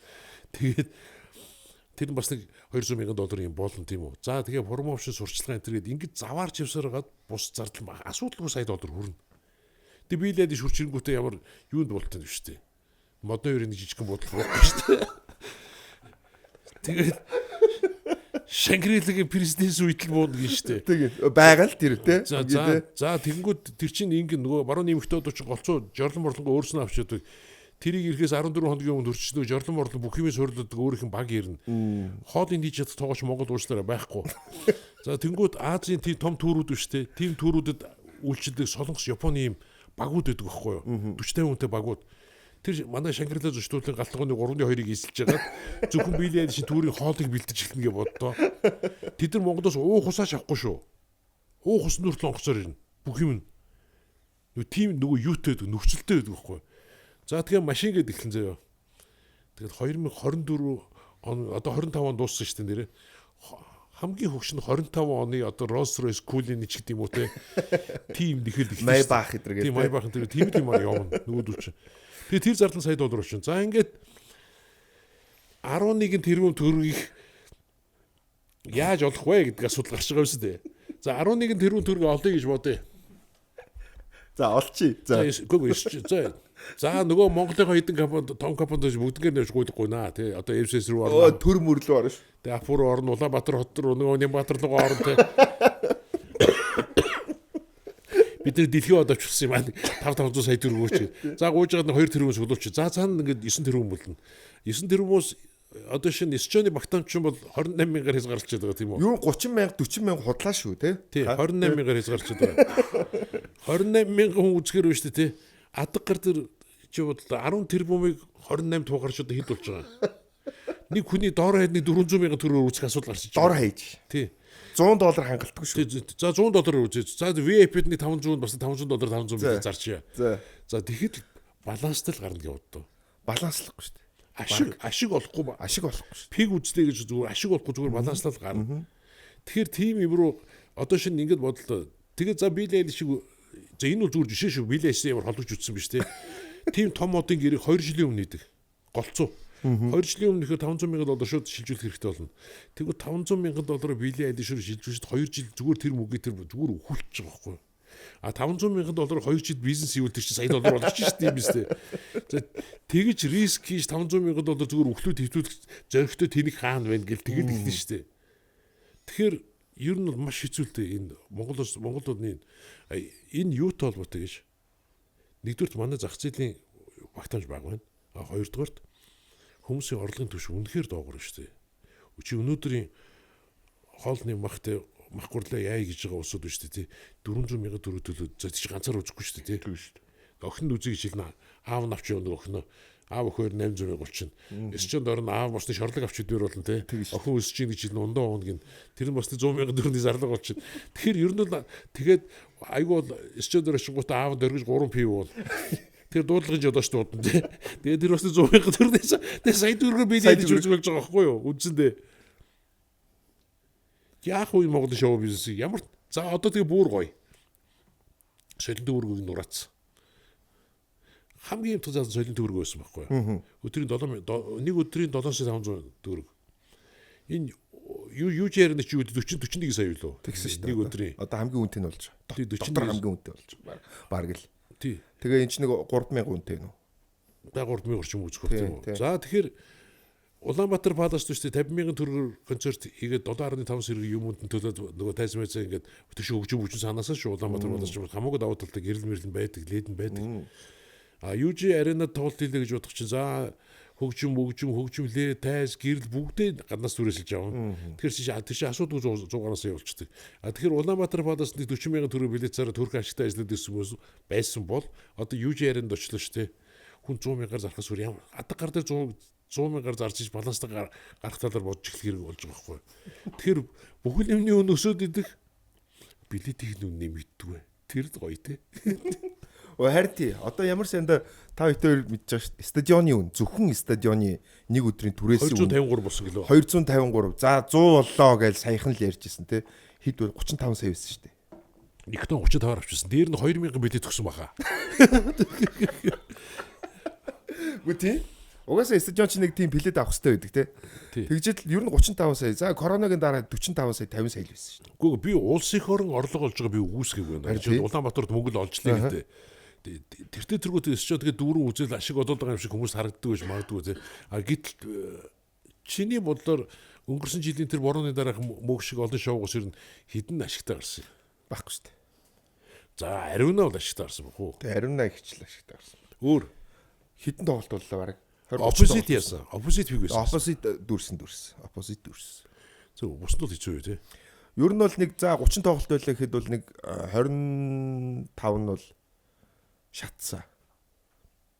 Тэгээ одоо тэгээд нэг шаталтны инжлээс бүр нэвтгэл л 200 нодлын хэд үсэн. 130 дээр нөгөө барьцаан тэгсэн. Барьцааны мөнгө төгрөг гэдэргээд 100 хэдэн сая. Одоо энэ жил 200 хэдэн сая болц тээ. За шоу бизнес бол тэгээд заах вэ яах вэ тэгээд явжлыг тэгээд шоу бизнес шиг казинотой адилхан байхгүй. Олвол олж л идэг тий алдвал алдж л идэг тийм л олвол даблтан тий. Тэгээд даблцсан хүмүүс юм байна уу? За бас байгаа хаа тий. Мэрсэр байгаа хаа. Тэгээд унаж яваах та зайлшгүй. Тэгээд одоо би бол урсныгийн тоглолтын дээр нэг хөгжим мөрөглөний хариуцлагынхаа мөнгөийг одоорлоо авгүй юм нүч байж байна одоо. Тэгин шүү дээ тий. Одоо болохгүй тэгээд би одоо фэйсбүүкээр зарлчих гэж бодод байгаа шүү дээ. Дүүндрээ тэр дүүндрээ ахтаа 500 авчирд өгч шүү дээ. Одоо дүүнэр таахгүй хөө. Хүтив ширэлцсэн юм уу? Тэгвэл шүүхтэл өгдөг байна. Гэхдээ энэ урлагийг инх хэрэгтэй байхгүй юу да? Уучлаа. Одоо яг системд зөв хөгжүүлэх хэрэгтэй байна. Яг production системд орох хэрэгтэй байна. Копирайтыг мөрддөг болох хэрэгтэй байна. Тэгвэл энэ урлагч зэрэг тэргүй үнэлгээ нүсэнтэй чанарч эхлэн тий. А тэр хооронд бас энэ их орон чинь ямар зогсож байгаа ш бүлгөөч гэсэн урагшилж байгаа ш тий. Тэгэхээр хүмүүсийн орлого нэмэгдэх болов тий. А ер нь бол тэгж үздэг юм байл ш тий. Нэг хүнд оногдох GDP биш тий. 10,000-аас дээш гарвал урлагт бол яг алтан диважин зэсгэлж эхэлдэг гэж тооцдог. Өөрөөр хэлбэл дундаж концертын бид $100 болдог гэсэн үг байхгүй. Өөрөөр сарын $1,000 орлоготой хүн биш тий. Тэнд бол $100 концерт үзвэл асуудал биш байхгүй. Авган төхөр хоёлоо $1,000 таахад. А тэгэхэд өндөр авган төхөр хоёлоо 3.5 сая төгрөг авч байгаа тийм цалинтай хүмүүс бол тийм олон биш л дээ тий. Одоо татврын дараах мөнгө те $2000. Тэгэхээр нэг $2000 авдаг болчих юм бол тэгэх юм бол урлагч гэсэн юм нэг гоё болж эхэлнэ. Тэгэхээр тэр бол зүгээр харин жоохон урлагийг шанаржуулах хэрэгтэй юм болов уу гэж бод. Дуучдыг үннээсээ дуулж сурмаар байна. Хөгжимчт нь гоё тоглож сурмаар байна. Тэгээд гадны фонограм авчиж тэгээд фонограм дээр хідүү үг хэлэх зоох биш. Тэрний урд өөрснөө яг монгол хүний оюун санаа сэтгэлгээр зохиодог болох хэрэгтэй байхгүй. одоо $1000 авдаг гэвэл хүний нүд орой дээр харах гэдэг штэ сард. Ийм л байна штэ ер нь. Үгүй 350,000 цалинтай усуудад их л дээ. Үгүй яг байгаа. Тэгтэл $1000 цалин авдаг, 3,500 цалин авдаг чинь тэгээд сайн авдагтай л ороод байгаа байхгүй. Ийм болчиход шүү. Тэг дунд чинь тийм болчих юм бол шал өөр болж байна. Уулын дунд чинь тийм болох хэрэгтэй байхгүй.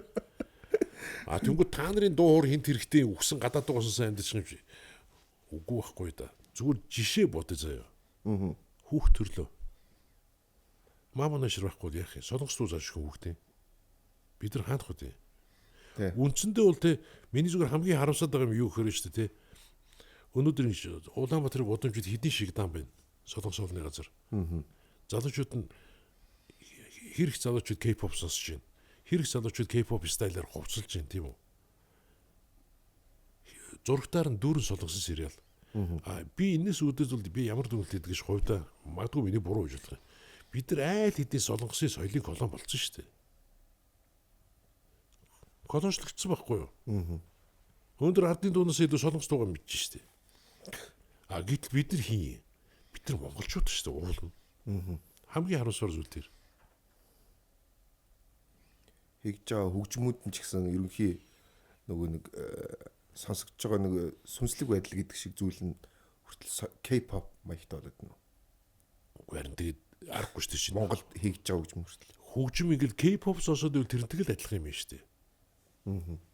Тэрс тийш өөр юм хийж байхгүй шүү дээ. Хүн дуртай юм л хийх юм чаа. Дуртай болоод K-pop сонсож байгаа юм тийм. Тэгэхээр соёлын колон зүгээр хатуухан хэлж байгаа л да. Тэгэхээр чи одоо ингэ бодоод үзтээ яг тийм болцсон гоос.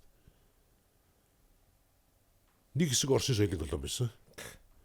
Орсын бүх эстрадын хамтлагууд бүгдийг мэддэг машина времнийг юу ч хэлээ тийм. Бага Орос дунд болоод сургуулийн үйлчлэг болонгод тэрний бараг 70% нь Орос дунд болдог. Тий. Одоо бол бүгдээрээ K-pop болсон. Яг монголоор үлжүүлдэг бай. Тэр жоох сонирхолтой. Гэхдээ би тэрэн дээр ингээд бүр хит тууширсантай ингээд Монгол үдэл санаа Монгол тэ одоо ингээд нэг юм 13 дугаар зуунаар амьдрэх баг улсууд биш. Би тэдэрт бол 13 дугаар зуунд бидний өвгдөөс хүчрхэг байсан яг 21 дугаар зууны бидэрт яг ямар хамаатай юм бэ? Бид тийм биш л болтой юм биш үү? Тэгэхээр бид нар дэлхийн хүндрэлтэй хөлний илүүж алах хэрэгтэй, дэлхийн соёлд суралцах хэрэгтэй. Тэгвэл Монгол гэдгээ мартаж болохгүй. Гол асуудал. Академик боловсрал гэдэг төр ярьсан. Ялангуяа урлаг хөгжимдэр гэл. Одоо тоглолт хийж явах жишээ нь мэрэгжлийн инженер гэдэг зүйл нь Монголд өөрсдөө тоглолт хийж задгалбан толбоо том тоглолт шоу ингээд хөгжмийн инженер гэдэг зүйл нь хэрэг байдгийг. Гэхдээ хүмүүс байгаа. Зүгээр хангалттай юу? Манай шоу зохион болж байгаа нөхдүүд өөрсдөө нэг асуудал байна. Аль болохоор чих дөжөртөл тавьдаг те. Тэг би сүлдээ юу гэж утсан гэсэн Америкт ингээд бүх тоглолтыг үзлээ 100 хүрчээд эсвидэр сонсохдохгүй байхгүй. Тэгэхээр нэгдүгээр чих ерөөсөө ядрахгүй юм байна. Аюу тоглолт үзээд ингээд лаггүй кафе бол нөгөө Монголын тоглолтоос гарч чих ингээд жингээ шуугдаг штеп ямар тийм байхгүй тийм. Тэгэхээр би сүлдээ юу гэж утсан гэж чадахгүй чангус гэдэг нь монголчууд юу юм болов? Чадахгүй болохоор тэр нэг алдаага мэдүүлэхэд бүгд чангаж байгааг бадууч хашаад. Тэгээд тийм тоглолт ихтэй сайнаар аваад байгаа ш та өөрөө мэдчих ш Монголд. Би бол үзэн яддаг. Оо хоорондоо яриад юу сонсогдохгүй байлээ. Сайн гэсэн үгтэй гэх хүмүүс аваад ярьчих. Урдан ч гэсэн би том одууд нь тоглож зөндөд үзчихсэн. Ямар ч тоглолтод ороход шүү дээ. Хажуудлын чөлөөтэй ярьж болдог шүү дээ. Харин тийм л байх хэрэгтэй үстэй уулна. Гэхдээ Монголд болохгүй байгаа. Монголд хоорондоо ярьж болж ивэл муу гэж ааш тэр тоглолт. Тэгэхээр манай урлагт өөрсөнд юм байна. Одоо шиг нэг үгт надад ч гэсэн тийм байсан. Тайсан цагаар чангалж гэж ярьдаг. Тэр уулын инженер ажиллах байхгүй юу? Инженер өөрөө саунд дизайн гаргаад өөрөө бүх юм хийх хэрэгтэй байдаг. Тэгэнгүүт манай сахуулаад гарч хөөш чангалаачтай хөөш гэл ингээд эхэлдэг. Тэр ер нь бол анхнаасаа нөгөө мэрэгжлийн инженерүүд байгаагүй маш буруу жишг болсон байхгүй. Одоо сайн залуучууд зөндөө биш гоё гэдэг ороод. Манай ядгаа байна. Одоо энэ нөгөө юуны 13-ын нөгөө ямар студитлээ тэрний Ирхмээ гэдэг залуу байна. энэ цөөхөн идэл байгаа юм шүү. Йоо сая увсад тэр хүүг ирхмээ ирж дуургалаа. Би Монгол хөгжим тэгж дуурж байгаа сонсоогүй. Үнэхээр гоё дуурлаа бүр ингээд яг л нэг баруунтын гоё концерт үзэж байгаа юм шиг. Тэгж дуурж болдог юм билээ Монголд. Тэгээд тэрийг яг нөгөө манай нэрхэм шоу зохион байгуулалтын шоу менежерүүд тэрийг гоё гэж боддгоо шиг л. Тэгж чангас хүртээлээ гоё. Тэгэл баахан пив зараад баахан согтойнт явал Газ пивэ зараад дабл дил гэж бодож байгаа шүү дээ. Тэр хүн өөрийнхөө дуртай хайртай артистыг үзэж кайф авах гэж ирж байгаа бол шүү дээ. Архитан согтуур уулан тий. Уулан тийм. Одоо нэг шоу үзэх соёл гэж бас нэг юм байна л да уулан. Тэнд бол айгүй соёлтой бүтрэл үзэж байгаа байхгүй. Тэгээ хиндээс одоо болохгүй. Манайд бол тэгээд хичнээн худаг сүх хураалаач лээ. Шоу үзэж орж сүх гармалж байдаг. Монголын оюутны сагсан бөмбөгийн холбоог дэмжиж ажиллаж байгаа Эдэн подкаст. Бид нар бол Монголын сагсан бөмбөг ирээдүйн хүүхэд залуучуудын энэхүү спорт маань дэлхийн спорт болоосаа гэж хүсдэг учраас чадах чинээрээ дэмжиж ажиллаж байгаамаа. Оюутны сагсан бөмбөгийн холбоо MCBA-гээ дэмжээрэй.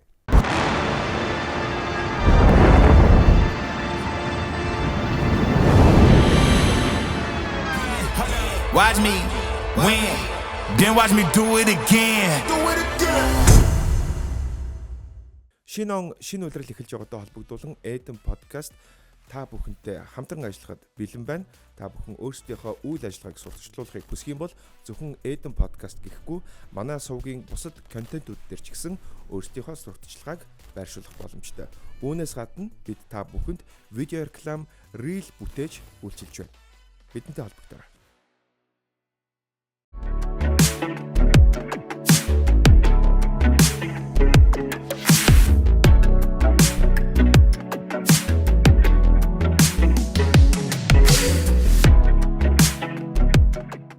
Одоо энэ нөгөө нэг цаг үеийн дууч тэгэл ярьж одоо сараа ариуна их чигээл тэгэхээр цомог болгоно хийт болдог байсан. Ингээл одоо ингээл дуу хийхэд ариун ихэнх дууг нь хүмүүс мэддэг гэдэг ч юм.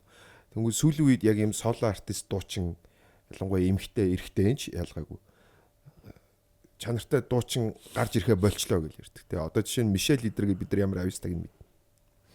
Хит дуу байна уу гэж бид нар ярьдаг те. Magnet Brain эдгээр нэг 40 жил болж байхад 2 хит дуутай гэдэг ч юм уу. Хүмүүс таньдаг хэрнээ дагаад болох дуу алга гэдэг ч юм шүүмжил байдаг. Тэгэхээр энэ чинь нөгөө продюсер гэдэг хүний одоо лейбл гэдэг зүйл байхгүй. Дээрээс нь продюсер гэдэг хүн байхгүй гэдгээс болоод нөө эсвэл юунаас болоод байна.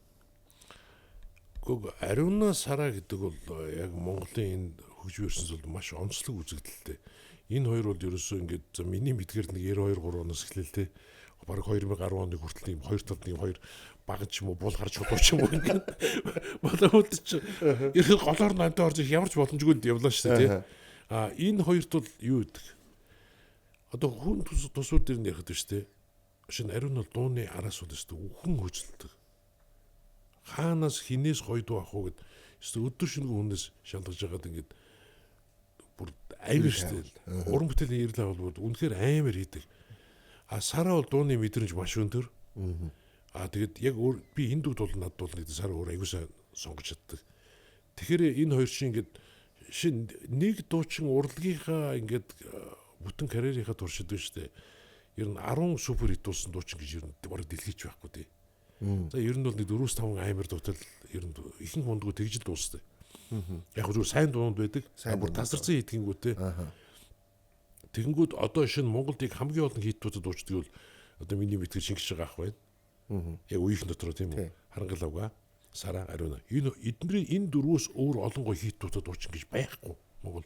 Эдгээр үнэхээр Сарагийн хувьд бол Сараа ус азтай байсан. Хөгтөнгөрт ингээд нөгөө жинхэнэ амир хөгжин сөхөлчтэй хэдэн жил ажилласан. Тэндээс бол дууны бас аягүй тусантай гарсан. Гэгчлэн ингээд одоогийн хувьд бол би зүгээр тэгж бодоод байгаа.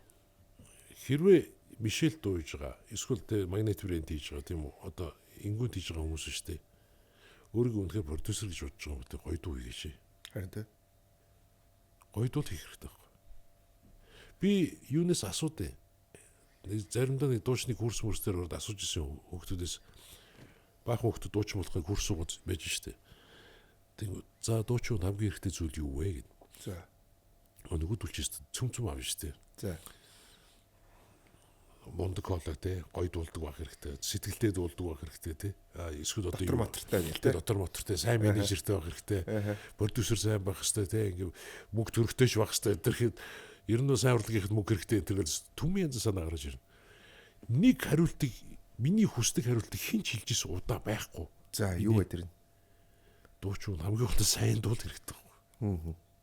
Хамгийн импортант юм нэгт. Сайн дуутай болж иж биш те.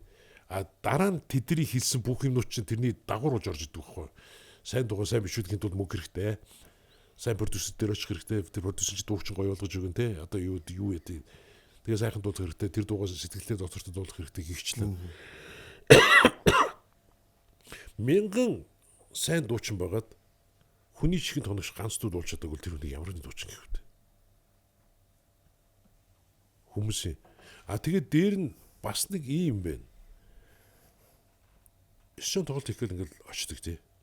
9 дээр дагдуулдаг нэг ч дуугож 9 тоглолт хийх гээд зүтгэдэг хүмүүс ойлгодог байхгүй. За нэрийн хэлээд явах. Бас нэг дуучин дуу 2000-ад оны үед 9 тоглолтын Мондогбатар болоод нөгөө тоглолтын шатаал буу юм боллоо. За. Тэгээ хаа шатчлаа гэнэ над дээр ирээд би чамд хэлсэн шатна ш тэгээд. Тэгсэн чи яагаад би шатч би тэрийг ерөөс өөрөө ойлгохгүй нэгэд. Уучлаарай 9 даяараа хүмүүс мэдэж дагаж дуулдаг дуутай байж л 9 дүүн зүгэлдээ. Өөрөөр хэлбэл ингэж байгаа байхгүй. Мөнх хэрэв шиг тий. Одоо ингэж штэ хүү ингээд дөнгөж анхаарч ирээд ингээд түүр хийж гин гэж байгаа тий. Тэнгүүд би хүүгийн түүр хийж байгаа залууд ингээд хараалаа байхгүй. Одоо өөрийн нөгөө private түүр хийж штэ. Зөвхөн хамтлагийн түүр. Тэнгүүд 500, 800, 1000 тийм үтэй залууд жижиг залуудаар л ингээд явуулсан. Эхний 2 3 түүр нь. Одоо хүүгийн залуу товарч илээ. 1500, 2500, 3000, 4000 хүн залуу тоглож ирчлээ. Ингээд явна. Дараа нь аренаар орно. Арена гэдэг чинь одоо нэг битүү дээртэй жижиг гэж байна шүү дээ. Тэрэн лөө ороод яхаар арена хамгийн доотлын арена чинь 8000-аас дээш байдаг байхгүй. Хэрэв хүүгийн карьер цаашаа амжилттай явбал шүү дээ. За тэгээд нэг 8-аас 25000 тоглоод эхэлнэ. Тэгээд тэрэндээ багтахаа бодоод эхлүүл задгаас ч л очдөг байхгүй. Тэн чинь нөгөө Wembley-гээ 100,000 хүнсдэг нөгөө мангар эсэж очиж байж шүү дээ. Тэнгүүд манад яаж юм дэш бүх юм эсрэгээр 2 дуу усангууд эсэж байгаа юм. 20 хүний хүн дуулж үзег өжсдөг гэдгүй юу? Гэтэ зарим дүүрчээд байх юм бэ? Сонин. За энэ арайчтай гэж байгаа хүн дүүрдэг шүү дээ. Үгүй харин тэгэхээр залуучуудын үсч байгаа чи өтөр мэдэх ямар ч арга байхгүй. Харин тийгээд баруунд бол яг юм том дуучдын карьерийн яг эцсийн өндөрлөг нь задгаас ч юм байдаг байхгүй. Манад бол залуу дуучдын карьерийн эхний зогсоод нь задгаас шүү. Нэрэл тийм болоод шүү. Тэгээ дээр нь би залуучууд бас нэг тэгж хэлмээр санагдав. Энэ гадны том дуучдын гарч ирсэн яг нөгөө юунд шүү дээ. Одоо дэг сургууль гэх юм уу те. Тэр ер нь голцоо Америкийн бол 2 дэг сургууль байдаг шүү. Нэг нь Сүмийн хоор. Сүмийн хоороос үнэхээр амар дуучид гардаг. Дүүтэн баар. Лонж. Тэгэхээр би баарнд олон жил болж исэн. Бүр хятадын баарнд ч 2 жил болсон шүү дээ. Оо тийм үү. Тэгээ баар бол дуучны хувьд бол хамгийн том сургууль гэдэг. Ягаад сургууль гэдэг гэж. Ингээд тайснаа зогсож чинь те. Яг энэ ширээний зайд нэг шас октябрыг араа сууждаг хүмүүс. Тэгээ гараа дуулан тийм үү. Согтуунд нэг гоё юм байдаг байхгүй юу? Нөгөө эрүүлхэн бол тэр эмоц үзүүлэхгүй шүү дээ. Ингээд таалагдаад ч байгаа үгүй ч байгаа ингээд өмнөөс ингээ хараа суугаад. Согтуу бол бүх юм нүдэн дээр ил болчихдог байхгүй юу? Таалагч шууд инээгээ аахгүй гоё. Дургу ах бол зайдаашаа авшиж гэдэг юм уу? Тиймэрхүү маягаар. Тэгэхээр хамгийн дэс сургууль бааранд бит гэж боддог. Тэгэхээр хэрвээ тэр баарн тэр согтуутлахыг те ингээд сэтгэл зүрхийг эзэмдээ тоглоо сурчил биш нэг хүний хийх нэгийг байлдан тоглож 1000 байлдан тоглолт аюу амархан болсон гэсэн үг байна. Тэгэнгүүт яг тийм бааранд гарч үзээгүй 20 хүний өмнө дуулж үзээгүй шууд 20,000 хүний өмнө гарна гэхээр тэнд бол зэрэтийг мэдрэх ямар ч боломж байхгүй. Тэгээ би тэр хүүхдүүдийг хараа шууд мэддэг байхгүй. Бүр ямар ч ойлголтгүй мэддэг байхгүй.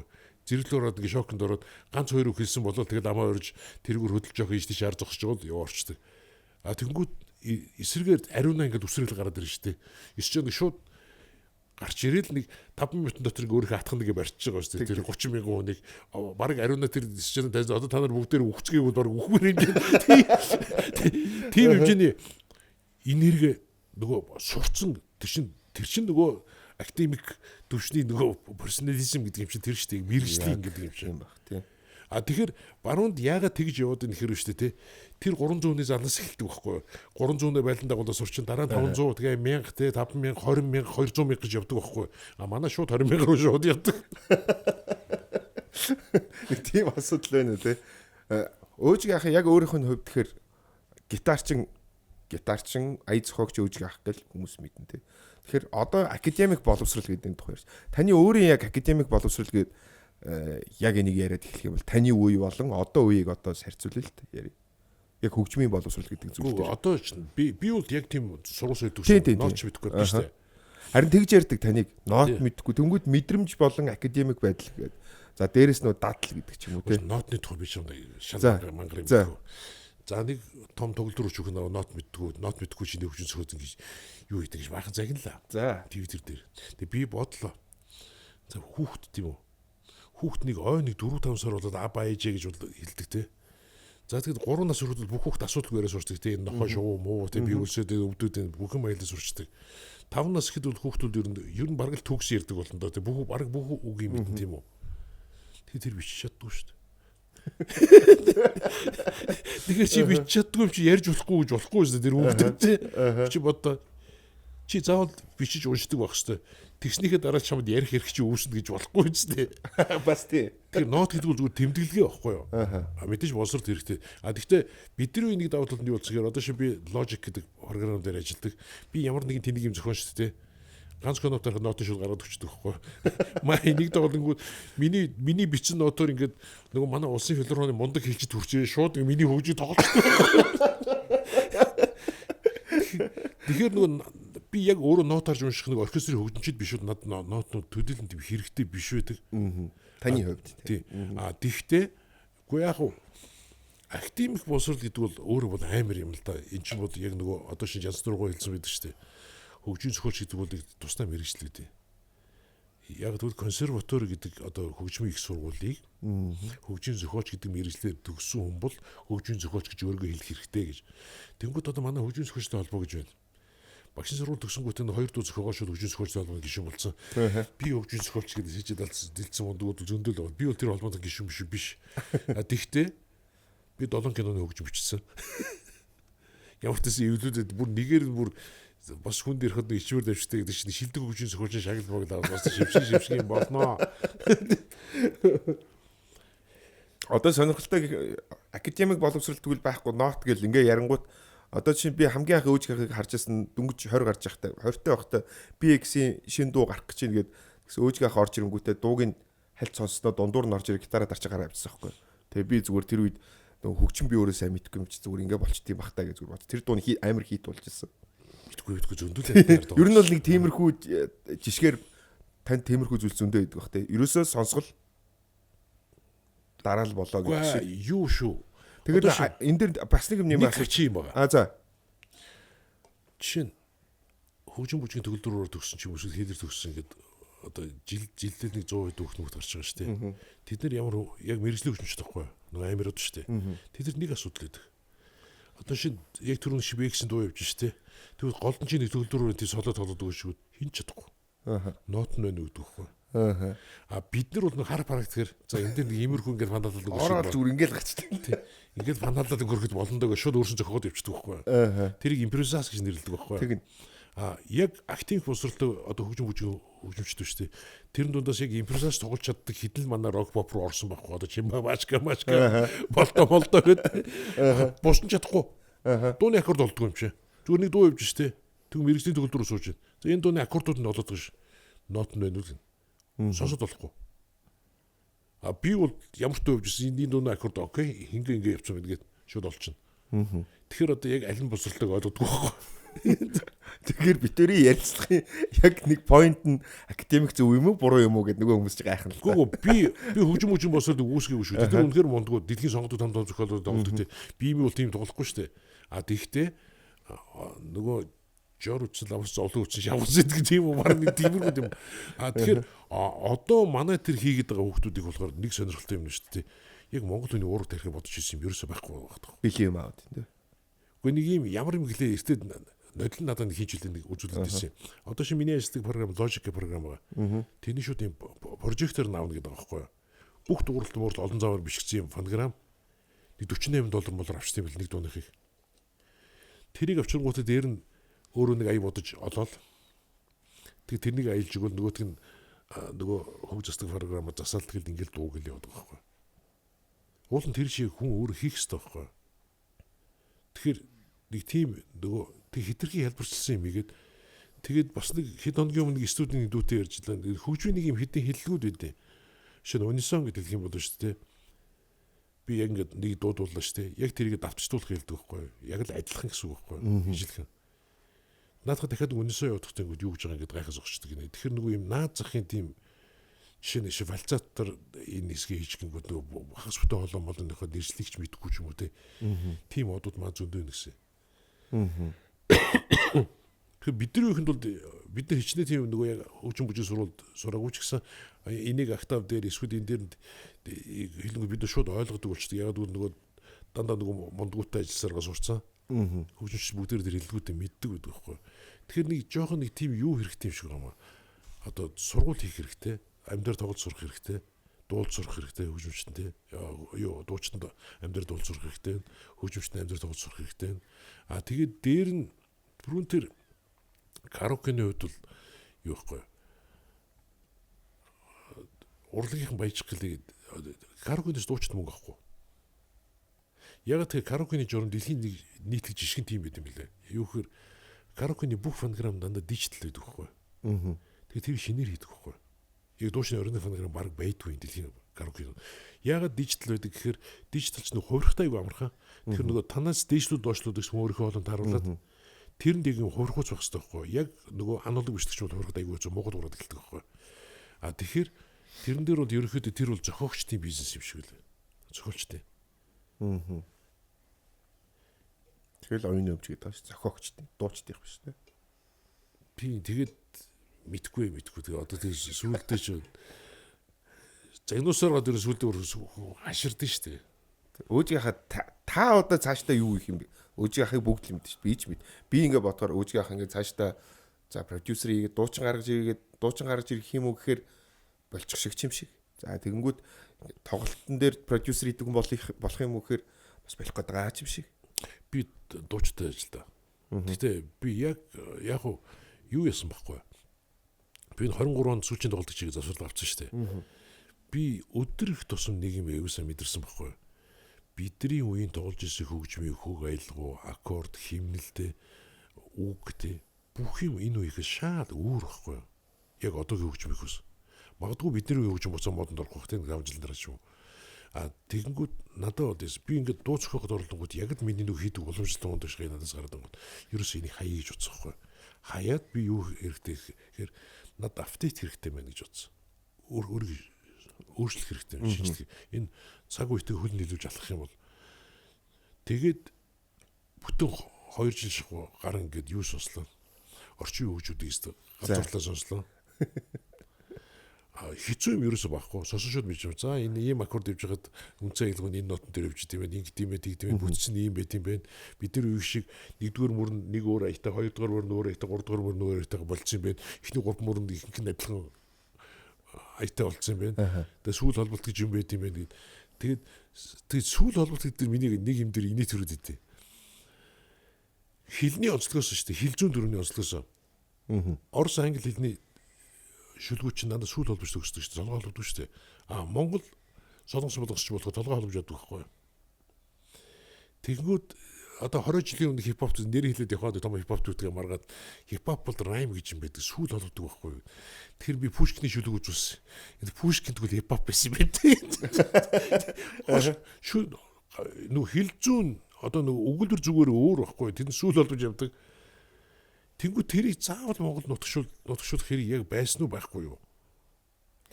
Утгын алдаатай зүйл шууд хийгээд эхэлдэг байсан шүү дээ. Ерөнхийдөө.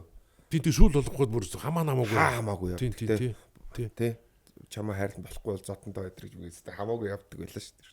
Тийм тэгэхээр заавал тэр сүүл холбох хэрэг. Тэгэхээр би бол шинээр дуун тийм. Гэтэ би тийм заавал сүүл холбосон дуу хийхгүй.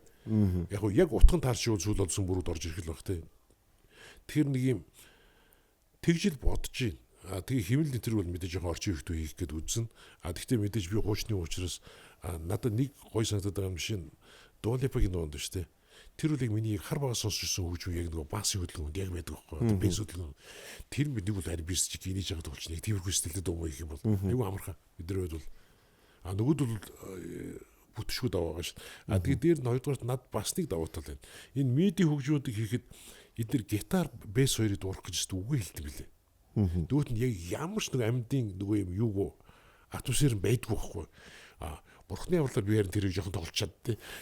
Тэгээ миний хамаагүй даваа болно. Яг би бүгд өөр амьдрал тоглож явчихаар гэж л бодоод байгаа шүү дээ. Одоо амьд хөгжмийн хамтлаг ерөнхийдөө дуусах төгч шүү дээ.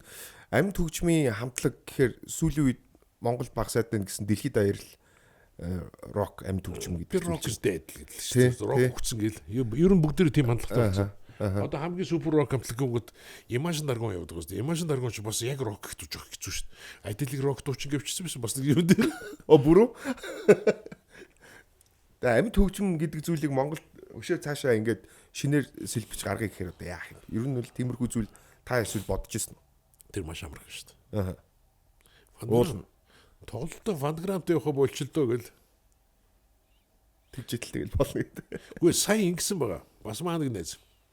Нэг дуушны одоо микс хийхгүй юу?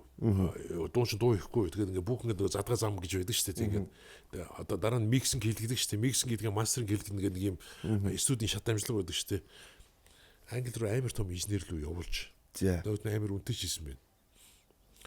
Хийчихэд тасаргаад уурч сонссон би. За өөр өнөө тий. Өөр. За үгүй тийм ч нарахгүй төхөрөж амар юм байна. За тэгээд тэгсэн Монголын асуудал гарч ирсэн гинэ. Ямар асуудал гарсан гэхээр фанграмыг явуулж ирсэн гинэ. Дүүгээ англи гайхаад тавьсан. Фанграмаар яах ч юм. Тэгээ фанграмаас хоёрын зэрэг гуйсан байгаа. За. Бэкграунд вокалгүйгээр фанграм явуулчих шиг. Энэгээр яах ч юм. 2 3 удаа гайхаж сүсэн. Үгүй ээ Монголд ингэж явд юм аа.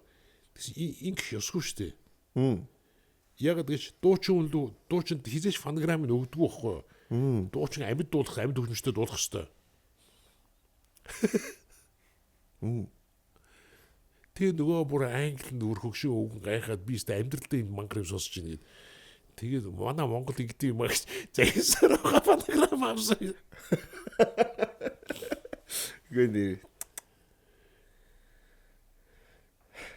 Америкт хипхоп хүртэл төгжмөтэй явдаг шүү дээ.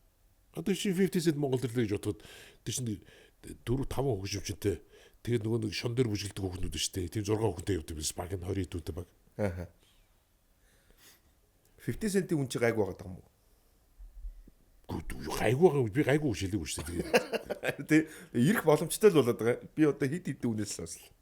$100,000 явчихлаа шүү дээ. Тэгээд бас л хэцүү шүү дээ. Тэгэл хүний 200,000-аар 30,000 зулах хэрэгтэй бол. Тэгээ 30,000 хүн үзэхгүй гэдэг чи гэсэн. 50 Cent үү? Гайгүй л үү. Гэхдээ 50 бол 50. Бид нар ингээд боддог байхгүй. 50-г бол хүн үзэн штэ гэж л монголчуудаас өөр юм бодож идэв лээ шүү дээ маас. Гэдэг шиг.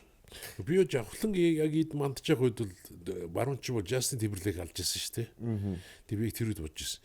Монголд нэг хоёр зэрэг газар нэг талд нь явхлан нөгөө талд нь Justin Timberlake тоглож явхлан алан дөө л гэж бодож ирсэн. Үнэ. Одоо ч тийм. Ерөнхий бол. Тэгэхээр тэр үеийг Монгол Justin Timberlake нь явхлан байсан байхгүй. За өндөрлөх төгч чинь. Гэтэ сая ингээд нэг шинэ жил болгоноор хэрүүл гардаг.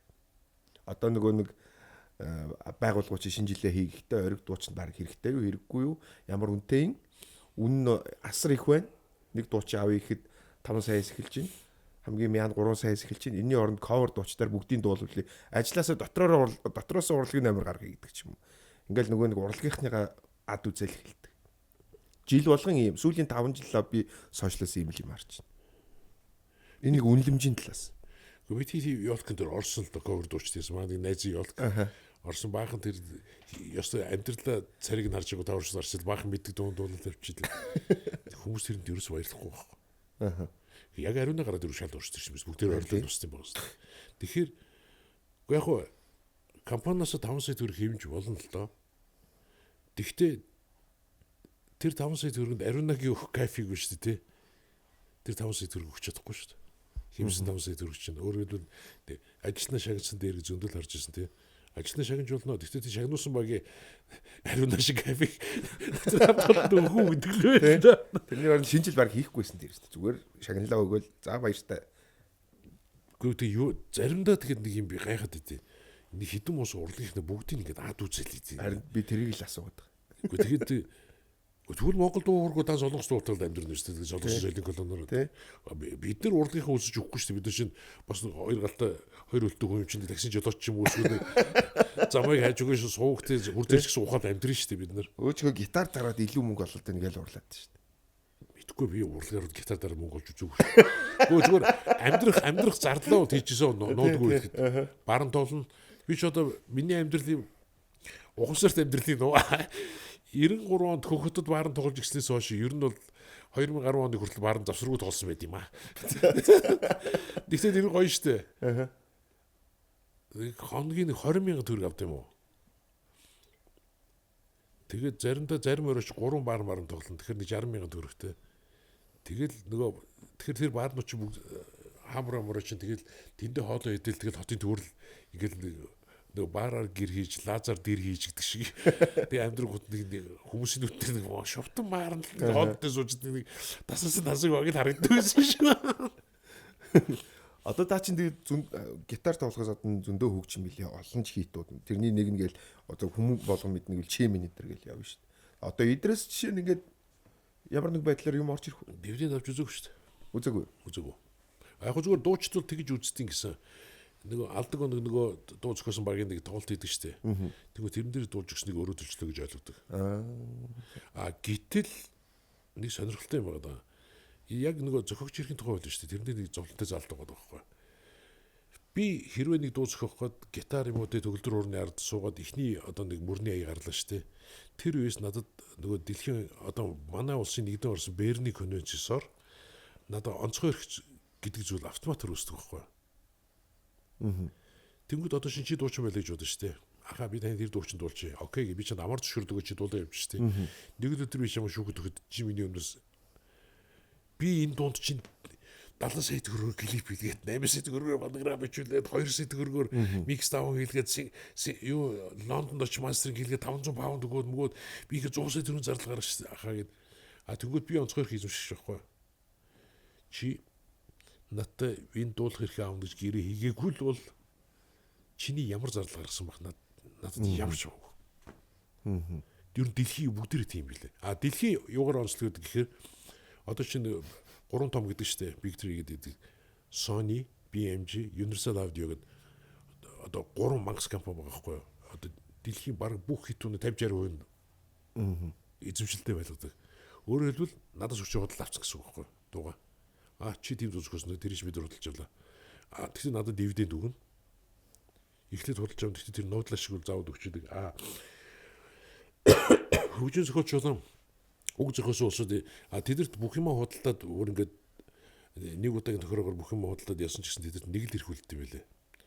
Тэр нь яадаг гэхээр ямар ч үе тэр дууг нөгөө өөрийнхөө зохиосон гэдэг нэр нь бол заавал байна. Өөрийнхөө нэрийг байлгах хэрэг нь үлддэг. Бусдын бүх юм хөдөлгөөнд оруулж болно.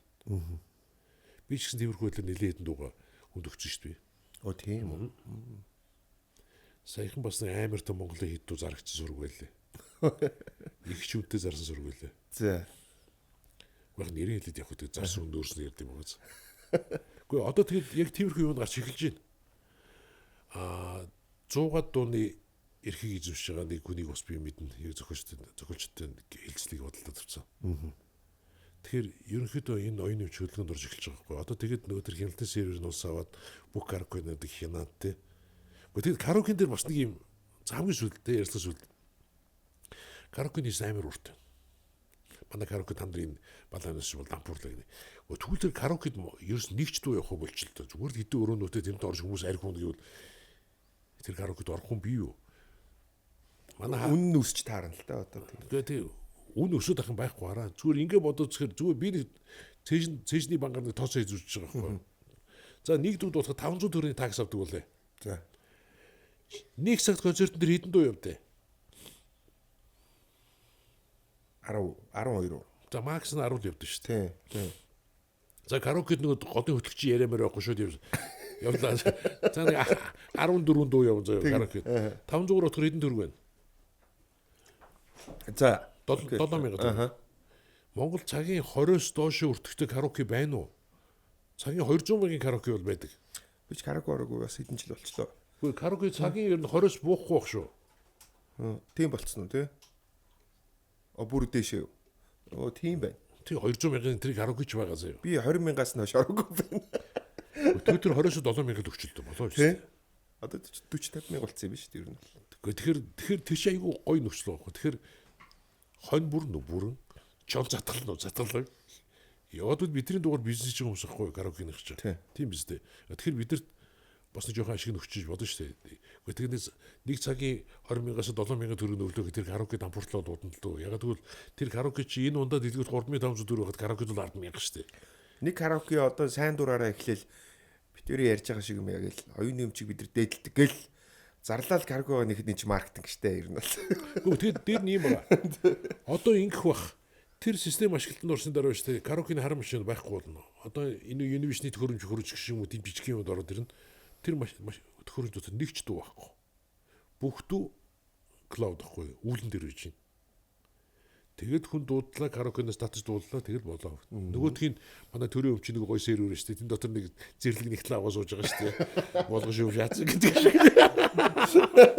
Тэр бүгдийн доолоос чи тэгж ийн үү? Тэгж дуулж ийн. Тэгээд тоосгийн сар болгоны караоке лист ирлээ. Танахаас тэдэн зуун дуудагчсан тэр мөнгө шилжүүлээ. Шилжүүлэхгүй яана гэж. Хувийн өмчийг төр хуулиар хамгаалдаг байхгүй юу? Хувийн өмчийг төр хуулиар хамгаалдаг энэ эрхчлөөс арчсан нийгмийн суурь зарчмуудын нэг тийм үү. Тэгвэл тэр дуунууд чинь бидний хувийн өмч. Тэгвэл тэр төрчин бидний дууны өмчийг хувийн өмчийг хамгаалдаг караокег хааж өгдөг байгаа юм шүү дээ. Тийм. Тэгэхээр яг тэрний дараа бол харин айгүй гоё юм болно. Ямар гоё юм болно гэж. Караокед их дуудагддаг дуутай болохын төлөө хөгжин сөхөж дүүхэн адилж эхэлнэ. Дуу гэдэг дуусгах хүмүүс. Уу яах юм тэгээд нэг караокед одоо шинэ Улаанбаатар 300 караоке байл гэж бодъё. За 100-аар 5 өрөөтэй тийм үү? Нэг караоке. Тэгэхээр 300 5 үржүүлэхээр хэдий? 1500 өрөө байна гэсэн үг тийм үү? Тэр 1500 өрөөнд зөө хоногт тэр дуун нэг л дуулагддаг. 1500 дуулалт орж ирнэ тийм үү? За тэрнээс нөгөө дуунаас нөгөө тэр 500 төгрөгөөр дуулуулж байгаас 200 төгрөгийн нэг татвар нөгөө юуны юу хийж байгаа компани тэ менежж байгаа компанийн мөнгөнд өгчөнд 300 төгрөг нэрдэг гэж чи 1500 300-аар үржүүлдэ. Хоногтой 500,000 төгрөгтэй нэг хөвтөд гэсэн үг шүү. Тэр юу гэж тэр ямар их авдаг зарим хүн хэлж магадгүй хоногийн 500,000 төгрөг залин гэж юу гэдэг даварсан юм хуцаж байгаа гэдэг нэг тийм хүмүүс ярьдаг. Уучлаарай. Тэр хүн болгоны дуртай дуу зохиож чадсан те өөрөөр хэлбэл шүүмжлээд байгаа хүн хийж зохиож чадахгүй дуу зохиосон авиасынхаа төлөөсөө авч байгаа байхгүй юу? Тийм биз дээ. Авиасаа өснийхээ мөнгийг бусдаас илүү өснийхээ мөнгө авч байна. Магадгүй нэг дуу зохиоход тэр 1500 өрөнд нэг ч удаа дуулахгүй бол тэгээд нөгөө хокл гэж хэлнэ шүү дээ биз дээ. Тийм үү? За урлаг бол тэгээд адгад ажлаар хэмжигдэх зүйл. Тэ? Тэгэхээр энэ оюуны өмчигээ бас Монголын ард хүмүүс ер нь ойлгож байгаа шиг байна дөө. Ер нь одоо сүүлдээ натны хэрэг анх уржны бичлэхэд тест бөө хөрөл болсон. Одоо хэрэлдэхийг болчихсон миний фэйсбүүк дээр. Зөө гэдэг. Ерөнхийдөө санал нийлээд нь шүү дээ. Зарим захиалгатай санал нийлэхгүй ч болох юм. За зориг хүлээж авсахтаа маш их баярлалаа. Тэгээд цаашдаа ажил үйлсэнд өндрөөс өндөр амжилт өгсөн юун төрөнд эрүүл ихийг хүсье. За баярлалаа. Та бүхэн баяр та. Шинэ улирал эхэлж байгаатай холбогдуулан Eden podcast та бүхэнтэй хамтран ажиллахад бэлэн байна. Та бүхэн өөрсдийнхөө үйл ажиллагааг сурталчлуулахыг хүсэх юм бол зөвхөн Eden podcast гэхгүй манай сувгийн бусад контентууд дээр ч гэсэн өөрсдийнхөө сурталчилгааг байршуулах боломжтой. Үүнээс гадна бид та бүхэнд видео реклам, рeel бүтээж үйлчилж байна. Бидэнтэй холбогдоорой.